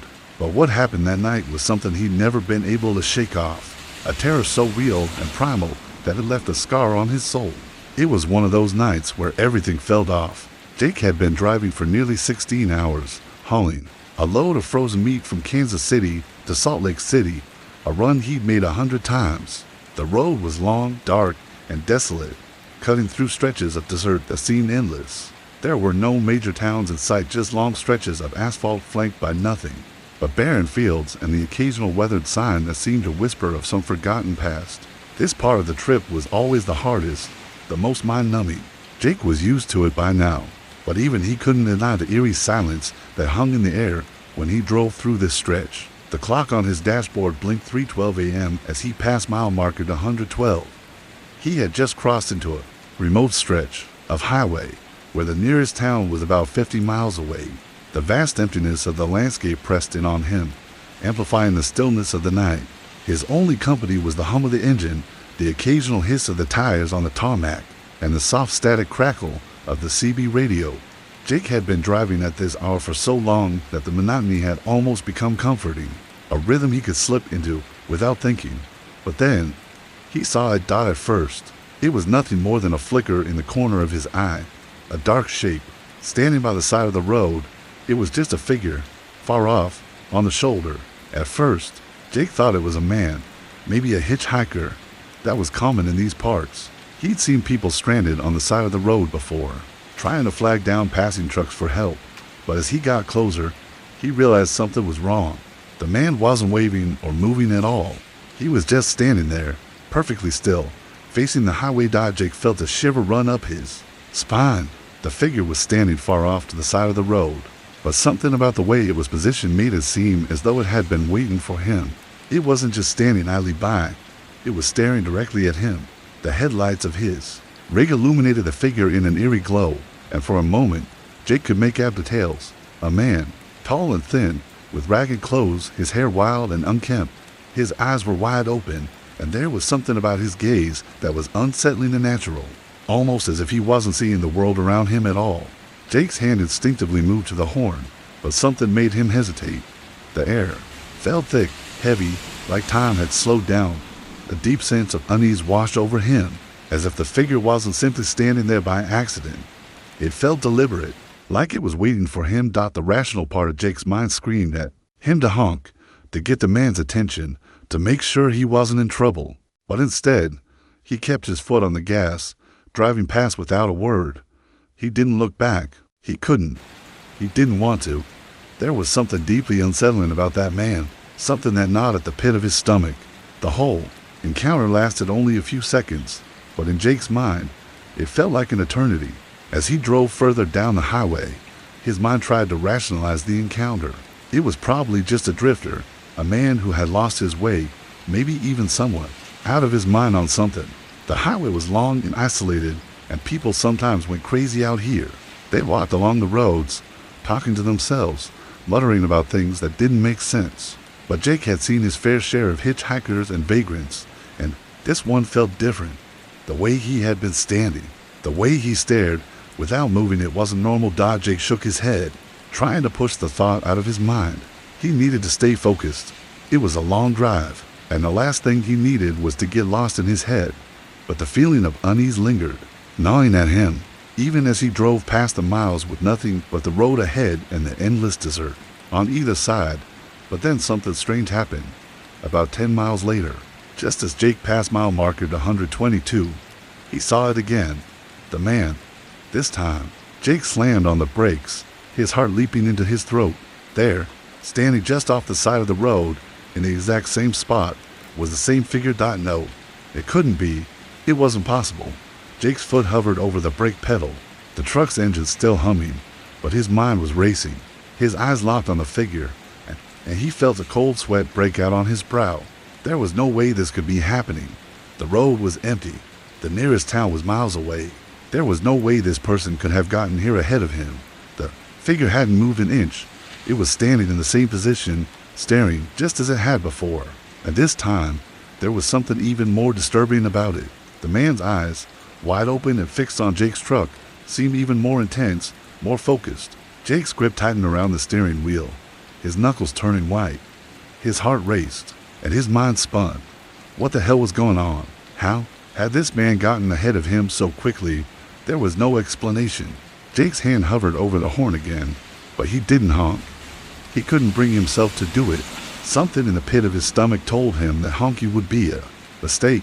Instead, he accelerated, pushing the truck faster, desperate to put distance between himself and that figure. His eyes flickered to the rearview mirror as he passed. He expected the man to be gone, to have faded into the darkness, but when he looked, he saw something that sent a chill down his spine. The figure was still standing there, watching him, but now it was moving, slowly, its arms stretched out in front of it, as if reaching for something. Jake's stomach twisted into knots. There was no way this could be happening. He forced his eyes back on the road, refusing to look in the rearview mirror again. The truck rumbled beneath him, and he pushed it harder, faster, as if trying to outrun the terror that had gripped him. Minutes passed in silence, but Jake's mind was anything but calm.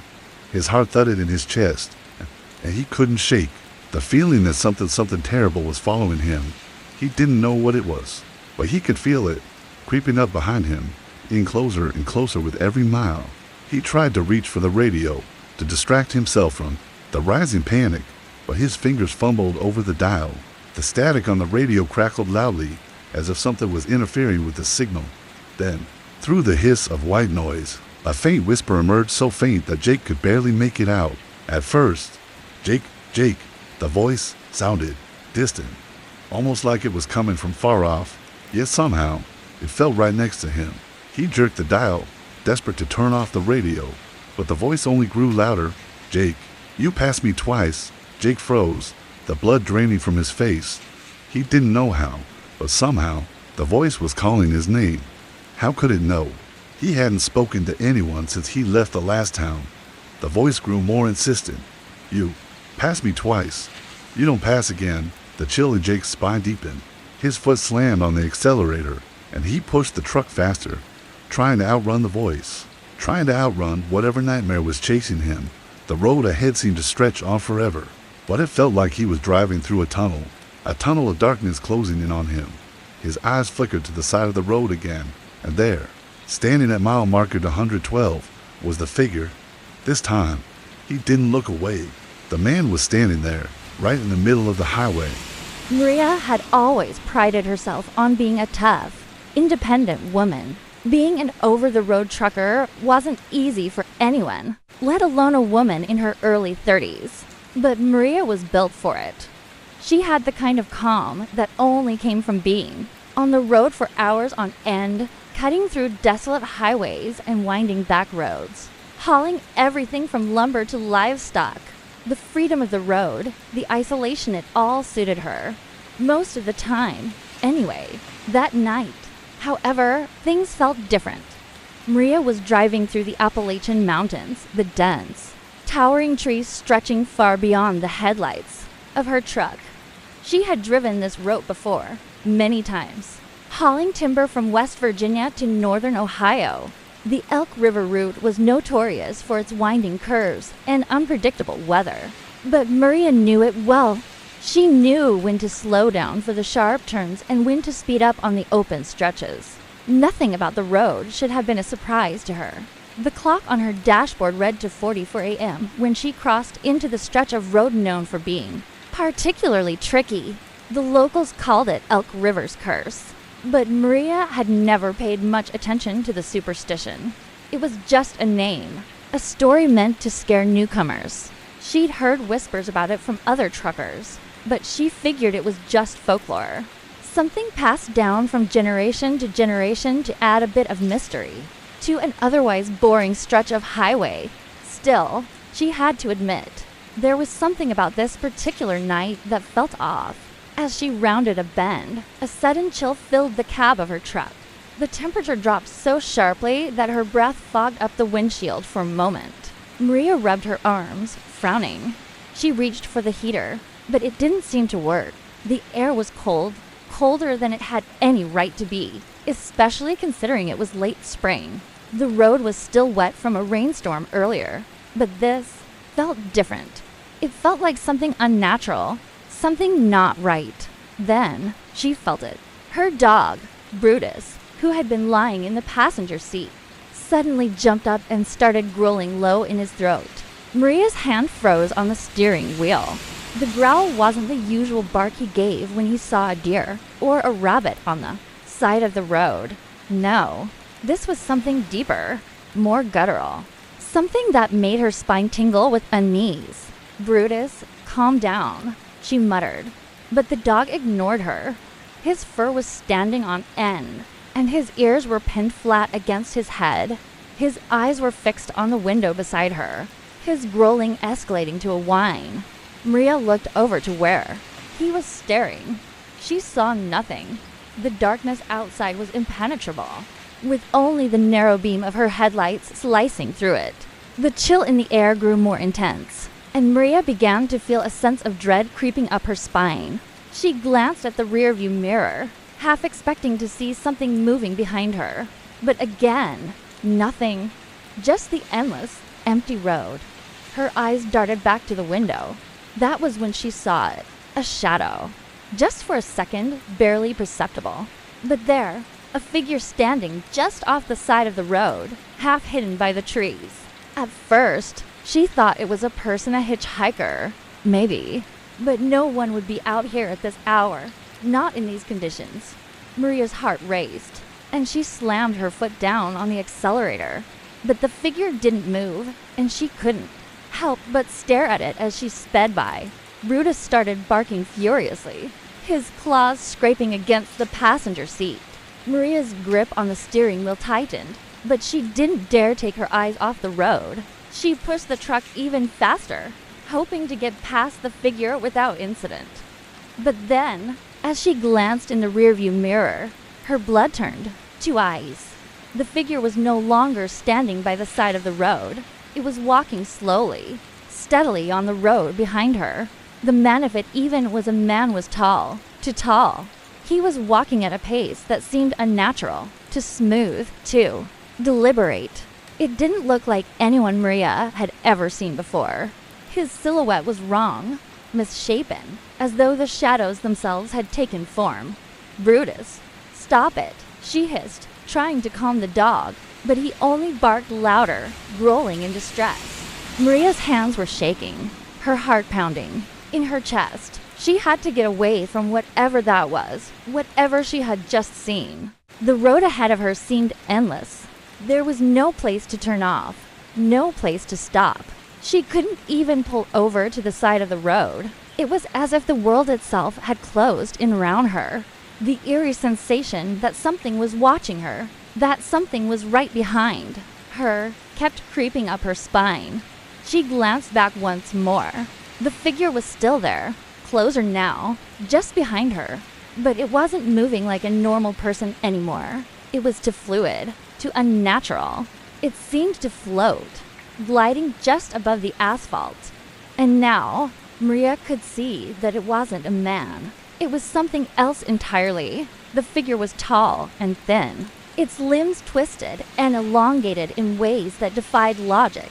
It was like watching a creature from a nightmare, something that shouldn't exist in the real world.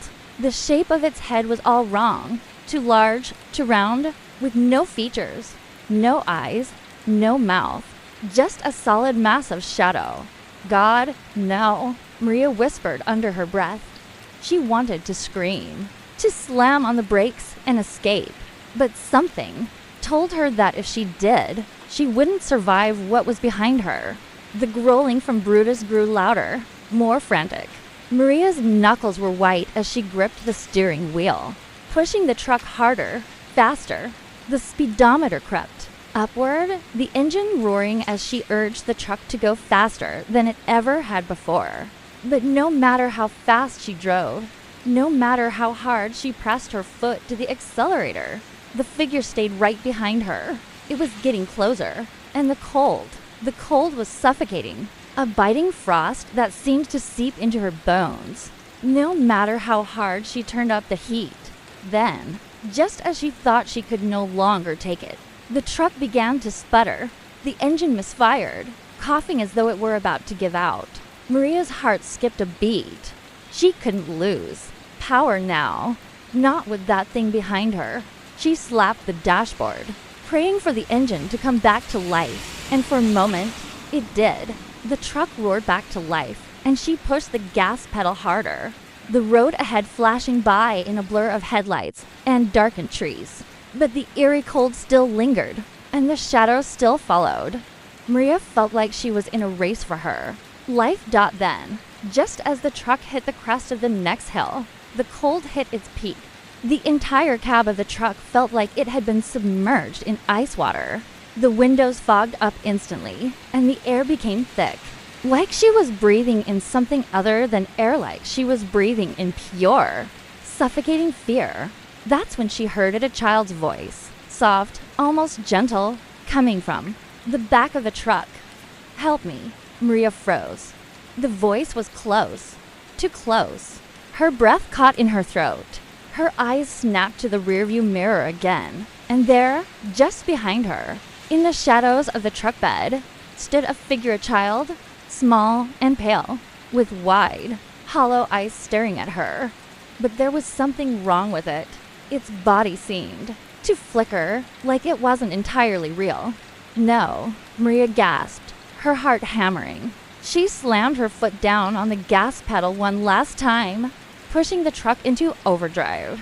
Desperate to escape, desperate to outrun whatever this was, the truck surged forward, faster than it had ever gone before.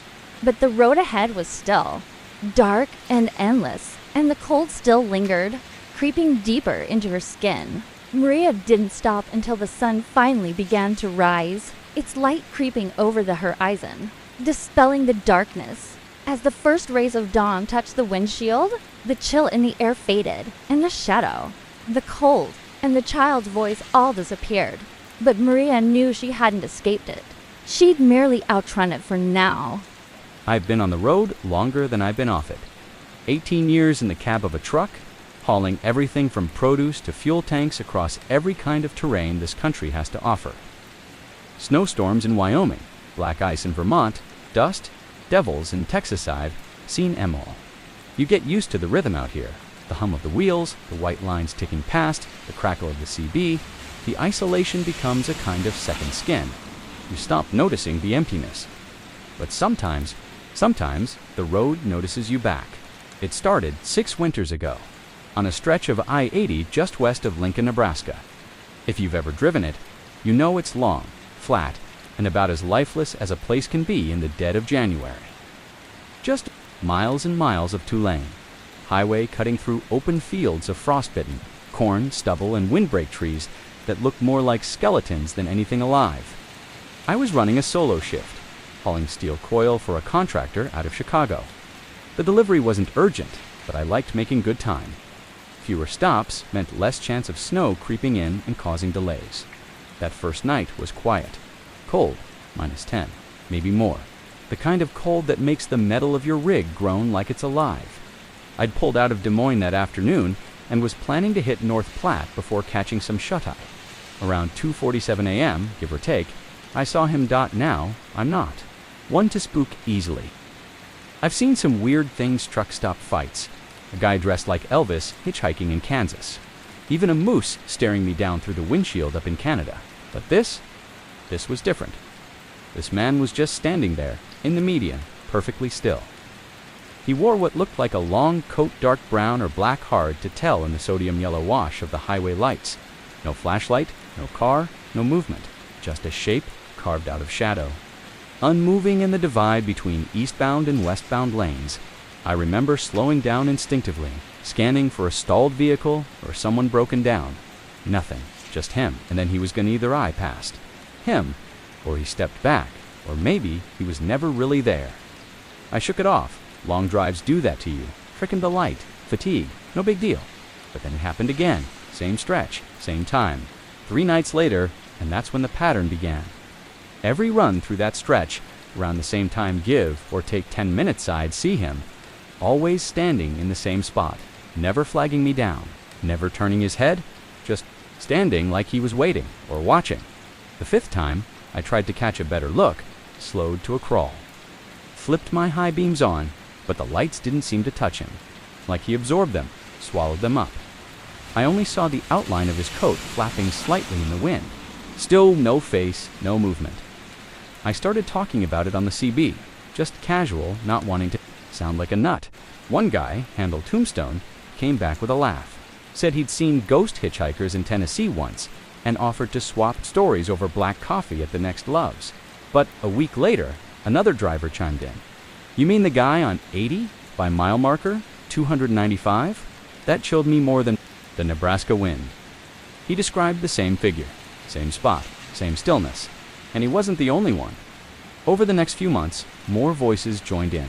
Not all of them serious, some were just having fun with the ghost story, but a few. A few were dead quiet after I mentioned it. One guy from Missouri simply went silent for a minute, then muttered, I thought I was losing it. I saw him. 2 years ago, figured it was a trick of the fog. He wouldn't say more. One night I pulled into a trucker-friendly diner outside Grand Island. They had hot coffee and stronger opinions. I brought it up casually to the waitress, an older woman, with the tired eyes of someone who'd served the midnight crowd for too long. Her smile faltered when I mentioned the man. She looked toward the kitchen, lowered her voice, and said, That's not a story we tell out loud around here. Not unless you want him to follow you. Follow you. That phrase stuck with me like a splinter. I didn't sleep well that night. After that, things changed. It wasn't just seeing him. It was what came with him. The CB started acting up. Static, but not random static. There were voices inside Itlo, garbled, like someone trying to talk underwater. I tried switching frequencies. Same thing. Even when I killed the power to the radio, the static sometimes kept going. Just a faint whisper on the edge of hearing, like someone breathing just behind the seat. I replaced the radio. Bought a new antenna. Checked my wiring. Nothing worked. Then my GPS started glitching, not crashing, just getting lost, showing me off route, even though I was right on the I-80. Once it spun the display in a full circle for 30 seconds, the arrow endlessly rotating, like it couldn't find true north. One night, I passed the spot again, same man, same place, but this time he was closer to the road, maybe 2 feet from the shoulder. I didn't stop, didn't slow down, just kept my eyes forward. But in the corner of the mirror, I swear I saw his head turn. That night I heard the whispering again, only this time it was clearer. A single word, over and over, stop. That was the last time I took that route for a while. I rerouted through Kansas on my next haul. Cost me more in fuel and hours, but I needed a break. I told myself I'd been working too hard, that the mind gets weird out in the cold and dark. But I knew that wasn't it. 2 weeks later, I was forced to return. A delivery fell through, and the fastest alternate route took me straight back along the same stretch of highway. I drove it during the day, bright noon sunlight. Just to be safe, he wasn't there. Of course he wasn't. I thought maybe the curse, or whatever it was, only happened at night. Maybe he was tied to darkness, or cold, or something older than either. I allowed myself to relax, but as I reached that stretch, a deer bolted across the road, I swerved, managed to avoid it. Heart pounding, I glanced into the rear view. There he was, standing in the middle of the road behind me. Not on the median, not on the shoulder, in the center lane. Then he vanished. I don't scare easy. I spent 7 years in the Army before I ever touched a steering wheel for a living, been stationed in the desert, pulled night shifts on foreign soil, and stared down the barrel of situations most people only see in movies. So when I tell you this story kept me up nights long after it happened, understand it's not because I'm the jumpy type. It's because something happened out there that I can't explain it. I've stopped trying. This was 4 years ago. August, I was hauling timber equipment through the Pacific Northwest, off a logging site up near Forks, Washington. It was supposed to be a simple run, get the load off the mountain and back to I-5 before nightfall. But the site manager had a delay with the crane, and by the time I rolled out, dusk had already settled in. The dispatcher said I could wait until morning. I should have listened, but I've never been the type to sit idle when I could get ahead of schedule. Besides, I'd driven those back roads before. Quiet, yes. Isolated, sure. But nothing to worry. About until that night, about 20 minutes into the descent, I noticed the woods getting too quiet. Not the usual peaceful kind of quiet you get out in nature. This was dead quiet. No birds, no insects. Just the low rumble of my engine and the occasional crunch of gravel under my wheels.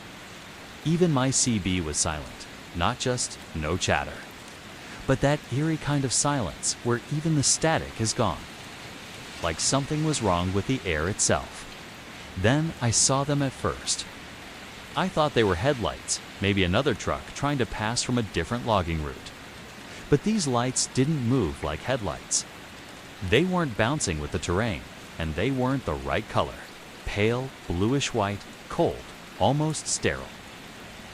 They appeared through the trees on my right, about 30 yards off the road, flickering like fireflies, but with purpose too coordinated, too aware. I slowed down, expecting the lights to cross or fade, but they didn't. They hovered, drifted, tracked me. That's when the hum started. Not from the truck. This came from outside. A low, pulsing vibration that I felt more in my bones than in my ears. Like a deep subwoofer on the edge of hearing, my hands started tingling against the wheel. The lights moved closer. Still off the road, but keeping perfect pace with me through the trees. Then my dashboard went dark. No warning, no flicker. Just dash gone. No speedometer, no fuel gauge. My GPS screen blacked out. Even the dash clock reset to 0 o'clock, but the engine was still running. It shouldn't have been. My rig's electrical system is solid. Diesel rigs don't just keep purring when you pull the life out of the electronics, but mine did. It kept crawling forward at 25 miles per hour while every system on board died one by one until only the headlights remained. And even those started to dim. It's like something was sucking the power out of the truck. That's when I saw the figure. It stepped out from between the trees, directly in my path. I slammed the brakes. The truck groaned to a stop, skidding a few feet on the dirt. And there it stood, maybe 20 feet ahead of me, right in the center of the narrow road, tall, unnaturally tall, maybe 7 feet, maybe more. Thin as rebar, no real features. I could see just a black silhouette against the backdrop of pale lights behind it. And its face, if you could call it, that was nothing but static. Like an old TV when it couldn't. Find a channel. A patch of visual noise flickering in place of eyes, nose, mouth, anything human. I don't scare easy, but I've never felt so exposed in my life. I locked the cab. I don't know why. Instinct? Useless instinct. I tried the radio, dead. I tried the horn, nothing. Then, every light on the truck cut out at once, just snapped into darkness. I was blind, couldn't even see my own hands on the wheel. The hum deepened. It was a pressure, not a sound, like the inside of my head was vibrating. My teeth started to ache. And then, silence. Total silence. No. Hum. No lights, nothing. For maybe 10 seconds, the world just stopped. Then the power came back. Everything rebooted at once. Dash lit up. GPS flickered to life. Radio hissed. My headlights blazed on, but the figure, gone. I jumped out, grabbed my flashlight. Walked the road, heart pounding in my throat. No tracks. No burned patches. Nothing but dirt, trees, and the night. The lights in the woods had vanished, but the trailer was warm. That's what got me. The metal on the driver's side rear was warm to the touch. Too warm for a cool summer night in the middle of the forest. I ran my hand across it and felt bumps, like scorched handprints. 4 of them, long and narrow, seared into the steel. When I reported it at the weigh station the next day, the officer didn't laugh. He just looked at me for a long time and said, "You took Highway 113, didn't you?" I nodded. He said, "You're not the first, won't be the last." Didn't ask for details, didn't want to know. He just stamped my report and let me go. I've never taken that route again, not even in daylight. But some nights, even on wide open highways, I see them. Faint, in the tree line, hovering just behind the branches. Cold blue lights drifting with me, waiting. My name's Jake. I've been a long-haul trucker for over 15 years, seen a lot of things, accidents, brawls at gas stations. One time, I even watched a tornado chew through a grain silo in Nebraska like it was made of cardboard. But nothing, absolutely nothing prepared me for what happened one winter night on Route 93. Up in Nevada, this stretch of road, if you've never driven it, feels like you're hauling freight through the middle of a forgotten world. Endless two-lane highway, no towns for hours, just dry scrub, desert rocks, and silence so heavy it presses on your chest. It's especially eerie in winter. Most folks avoid it after dark, but I had a deadline, and freight doesn't wait. It was late, close to midnight. I was hauling a load of steel beams up to Twin Falls. Snow was starting to fall, not heavy yet, just those slow, lazy flakes that swirl around your headlights like moths. Temperature had dropped below freezing. The cab's heater was rattling like an old man wheezing. And the only thing keeping me awake was a steady stream of burnt coffee and static-filled country music on the AM radio. I was about 60 miles south of Ely, no other vehicles in sight, just me and the road. My high beams cut a path through the snow, revealing the cracked blacktop ahead, occasionally flashing across mile markers that looked older than I was. Then I saw her dot at first. I thought it was a trick of the light. You know how snow and shadows can play games with your mind late at night. But as I got closer, the shape solidified. There was someone standing on the shoulder. A woman, alone, in the dark, wearing what looked like a white dress, or maybe a coat. She was standing still, right at the edge of the road, facing the highway. Her arms limp at her sides. I slowed down, more out of instinct than anything. I mean, you don't just leave someone out there in weather like that. I rolled to a crawl, flipped on my hazards, and stopped a few yards ahead of her. Leaning over, I cranked down the passenger window and shouted over the engine noise, "You're okay? You need help?" She didn't respond, just stared. I looked closer. She wasn't old, maybe late 20s, early 30s. Pale, long dark hair. Soaked and matted against her face, she had no bag, no coat, no gloves. Just standing there like she'd been dropped from the sky. "I was starting to feel uneasy, ma'am," I said again. Still no answer. That's when I noticed her eyes. They weren't looking at me. They were looking through me, vacant, like she wasn't seeing me at all. I'm not a superstitious man, but something about her expression, it wasn't sadness or fear. It was nothingness. An empty stare that made my skin crawl. Against better judgment, I unlocked the door and motioned. "It's too cold for this. Come on, I'll take you to the next town." She still didn't speak, but she moved, silent as a shadow, She stepped up onto the running board and climbed into the cab. I swear to God, the air around her felt 10 degrees colder.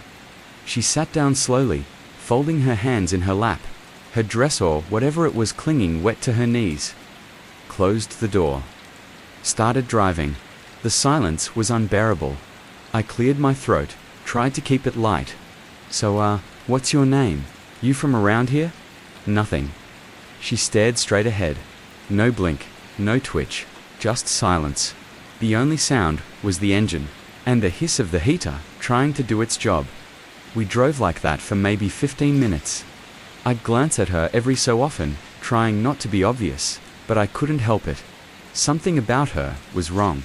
It wasn't just that she wouldn't talk, it was like she wasn't really there. Her presence didn't feel human. That's the only way I can describe it. Like she was occupying space, but not alive in the way we understand it. Then, out of nowhere, she started whispering. I jumped. I hadn't seen her move, hadn't heard her take a breath, but she was whispering fast, rhythmic, and low. I couldn't make out the words. It sounded like another language, something old and guttural, like a prayer or chant. It made the hairs on my neck stand up. I said, "Excuse me," but she didn't acknowledge me, just kept murmuring to herself, eyes still fixed forward. My stomach was in knots. I reached for the radio mic to call in maybe alert State Patrol, but the CB let out a loud burst of static, then went dead. Just a long, hollow hiss, like it was stuck between frequencies.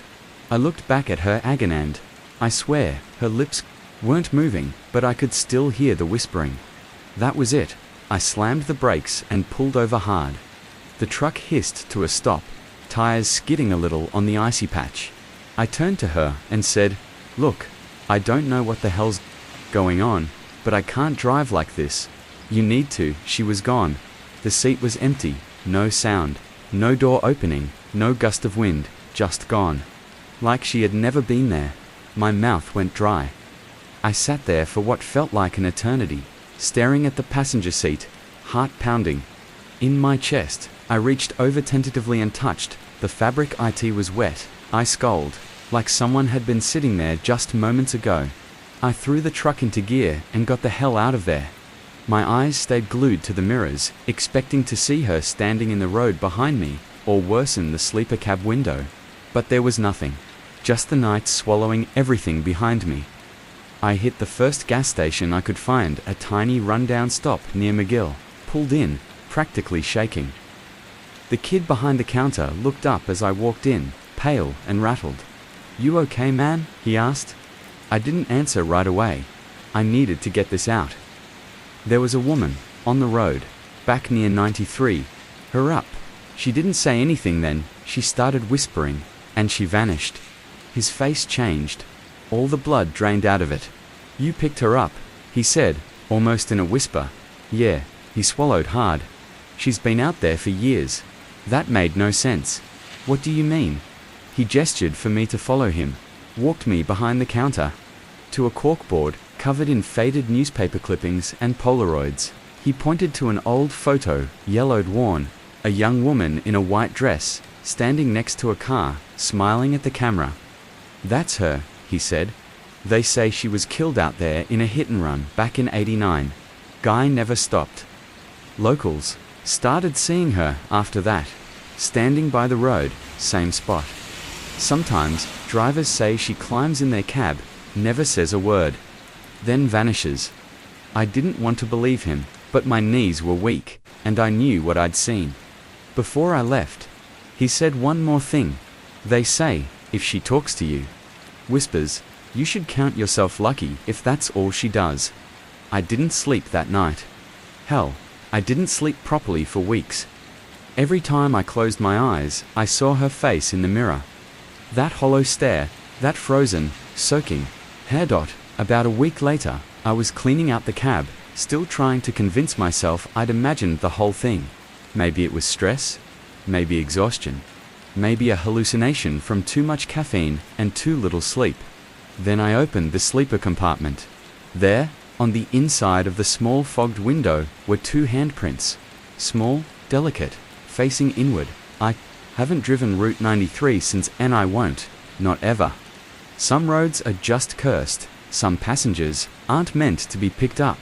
And if you ever see her out there alone, in white, staring into the dark, don't stop. Just keep driving, because once she's in your truck, she never really leaves.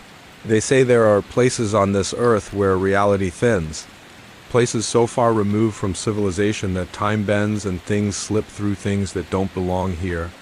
My name's Ray, and I've been driving rigs since the early 2000s. Mostly night shifts. I used to love the solitude, the endless road, the quiet, but now the quiet scares the hell out of me. Especially when I find myself near the New Mexico border. What happened to me didn't involve a ghost. It wasn't some hitchhiker or screaming creature in the dark. It was worse, because it made me question everything I know about space-time and who I really am. It started on a Tuesday night in early November. I was hauling an empty reefer trailer back to a depot in Tucson.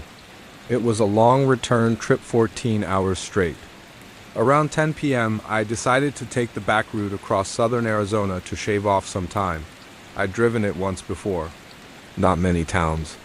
Barely any cell coverage. Just desert, dust, and miles of open sky. I was about 40 miles west of Lordsburg when I noticed something strange. It wasn't big at first, just a flicker. A faint glimmer of light off to the south, far beyond the reach of the highway. At first, I figured it was a farmhouse, maybe a shed with an outdoor lamp. But something about the way the light moved caught my eye. It wasn't steady, it pulsed, almost like it was signaling. I slowed the truck, leaned forward in my seat. Another flash, then another. 4 total spaced out. Too rhythmic to be random, too intentional to ignore. There were no roads leading out that way. Just dunes and scrub brush and sandstone formations carved by time. Then the CB radio popped in, electric crack, followed by a faint static hum that made my fillings buzz. No voice, no call sign, just static. I should have kept going. I should have.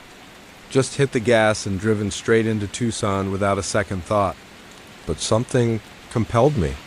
Like an itch in the back of my brain I couldn't scratch.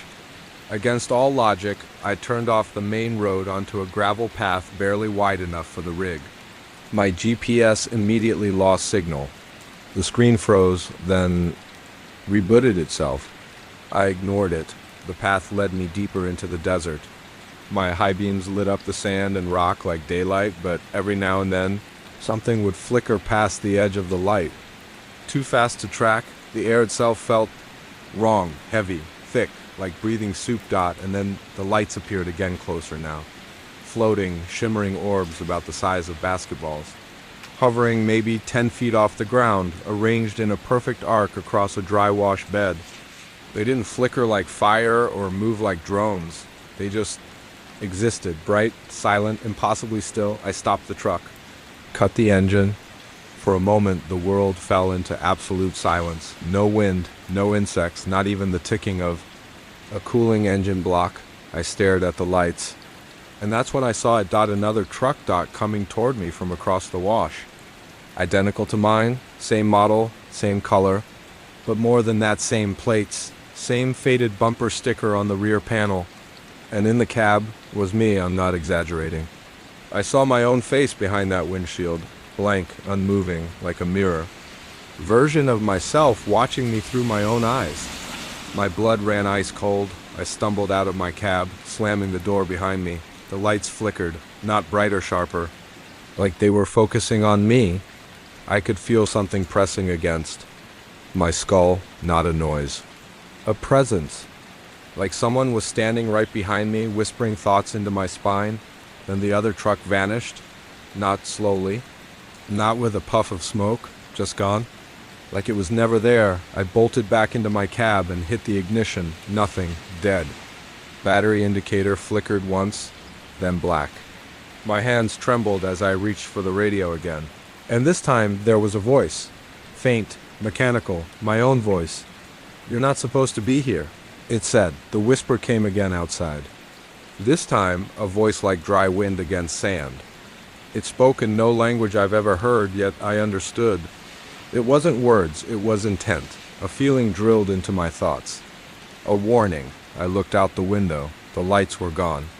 But the washbed below, it was moving, not water, not wind.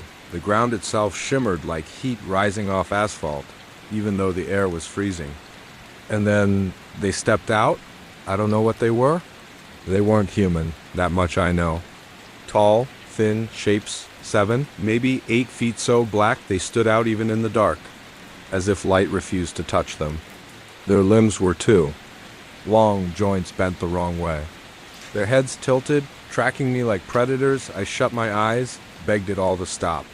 My heartbeat thundered in my ears. When I opened them, they were gone. So was everything else. No wash, no gravel path, no lights. I was sitting in my truck, engine running, parked in the middle of the highway, asphalt beneath my wheels. The clock on the dash read 2:42 a.m. I'd lost over 3 hours. I pulled over at the nearest way station, shook so bad I could barely hold a pen. The officer on duty must have thought I was high or suffering a breakdown. He offered to call medical, but I refused. I couldn't explain what had happened. Hell, I didn't understand it myself. I got back to the yard around noon. My supervisor gave me hell for disappearing off GPS for several hours, but I just nodded, said something about a detour. Then I checked the dashcam footage. All of it was blank, not corrupted, just absent. 3 hours of silence, no audio. Number.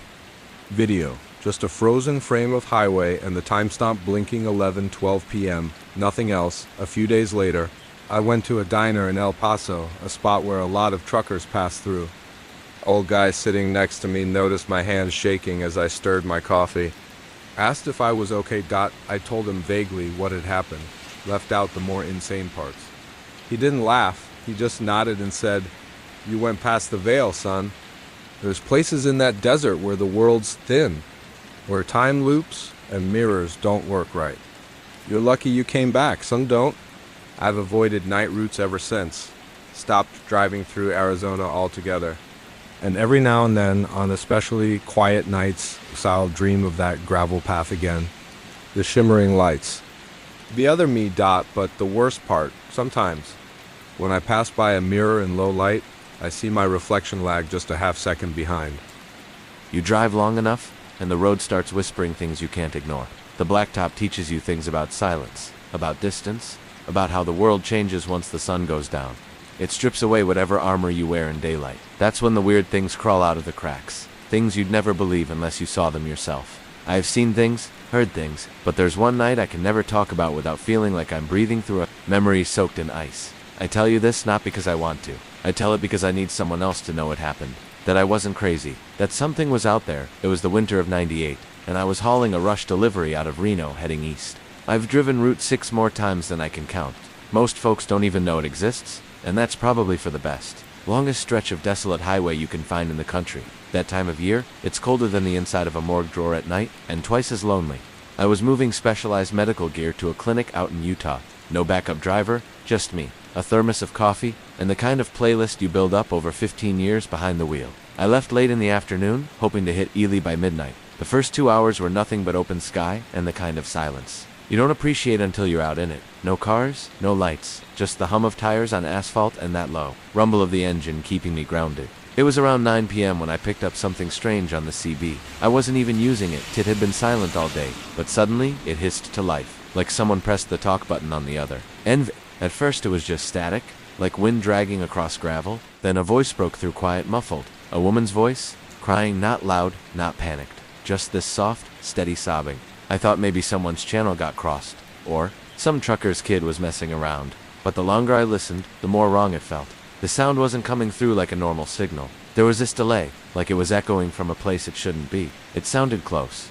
Too close. I turned the CB off, thinking it might just be faulty. But the moment I flipped the switch, my headlights flickered just for a second. Just enough to make me tap the brakes and glance at the dashboard. Everything was normal again. But the sobbing didn't stop. I looked around. Desert on both sides. No sign of life. Then I saw the car, a red sedan. Hazards blinking like dying fireflies. Parked on the shoulder with its driver's side door wide open. Just sitting there like someone got out mid-drive and forgot to close up. No one standing nearby. No movement inside. The engine was off, but the hazard lights were still blinking rhythmically. I slowed to a crawl, pulled over about 15 yards ahead of it. Against my better judgment, I got out. The cold slapped me the moment I stepped down. The air was so sharp it bit through my jacket and pressed into my lungs. I walked back slowly, scanning the area. The car's interior light was on. That's when I saw the doll on the front seat. It looked handmade fabric, body yarn hair, black button eyes. Only the buttons had been popped out, and where they should have been were just 2 jagged holes stitched crudely shut, like someone wanted to blind it. There was blood on the steering wheel. Not a lot, not enough for panic. Just a few smeared, fingerprints fresh. Whoever was here hadn't left long ago. I called out, once, then again, louder. "Hello, anybody out here?" Nothing, not even an echo. But then I heard it behind me, maybe 10 feet back, crunching footsteps on gravel. I spun, heart kicking into overdrive, but no one was there. Nothing but the glow of my headlights painting weak beams across the highway. I hurried back to the truck and slammed the door shut. My hands were shaking as I turned the key. It started without a hitch, but the CB came back on by itself, even though I'd turned the damn thing off earlier. This time, the voice wasn't sobbing. It was whispering, one phrase, over and over again. "He's coming, don't look back." My mouth went dry. I threw the rig into gear and pulled off, glancing into my side mirrors to see if anyone was there. Just darkness swallowing the back end of the highway. The rest of the night got strange in ways I can't fully explain. I kept seeing the same diner sign on repeat. A big neon script reading "Ricky's Homestyle Eats Open All Night." First time I passed it, I didn't think anything of it. The second time, it was like déjà vu. Third time, I damn near pulled the wheel over in disbelief. Same crack in the glowing R, same buzz of the sign barely clinging to life.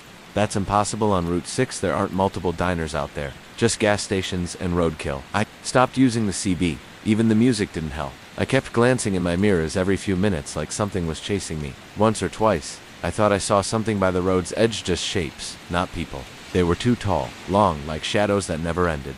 My chest tightened each time I saw one, and by the time I blinked, they were gone. Then my fuel started draining fast. I'd filled up back in Tonopah, enough to last me to Ely with a cushion, but the needle was dipping like I had a leak.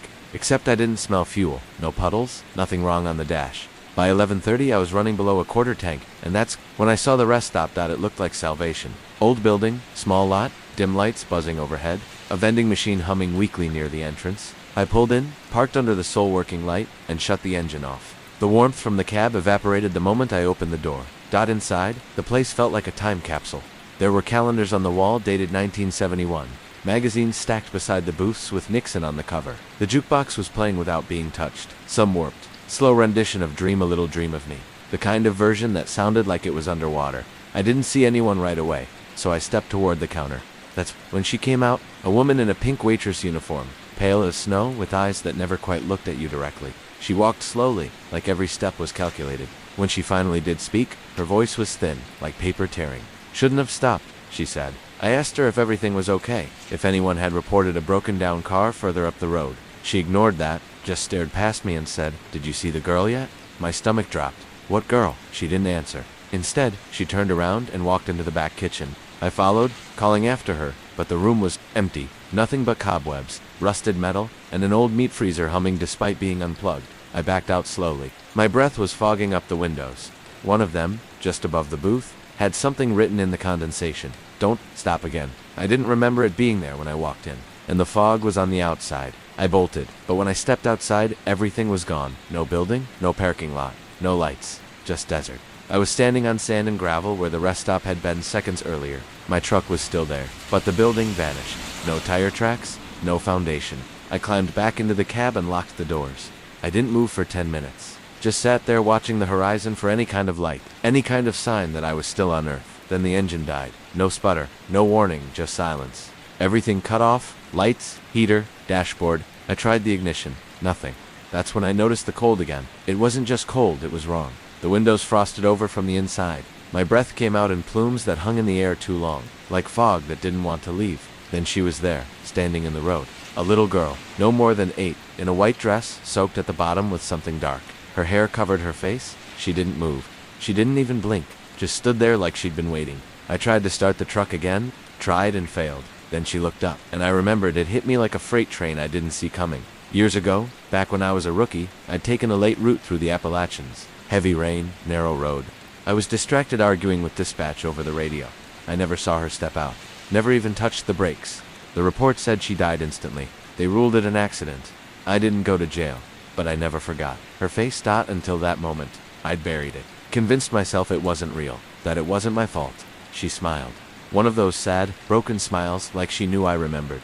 Then the sobbing came back louder than before, filling the cab. From every speaker, I covered my ears, screamed, closed my eyes. When I opened them again, it was morning, sunlight, warmth. The truck started like normal. Fuel gauge showed where it should have been all along. No sign of the girl, no sign of the rest stop. Just open road and a long drive ahead. When I made it to the hospital, the staff asked why I was so late. I told them I'd gotten caught in the storm. One of the nurses nodded and said, "Yeah, Route 6 will do that. Some folks don't come out of there at all." I've never taken that highway again, not once, because I know what I saw. I know what followed me, and I know the road never forgets. If you think you've heard it all, think again. These truckers have witnessed things that will make your blood run cold, from strange noises on empty roads to encounters with the unexplainable. Watch as they reveal the most chilling stories from their long-haul journeys. Don't just listen, feel the fear. Hit that subscribe button, leave a comment with your thoughts, and share this with anyone brave enough to hear the truth. Your next drive might never be the same again.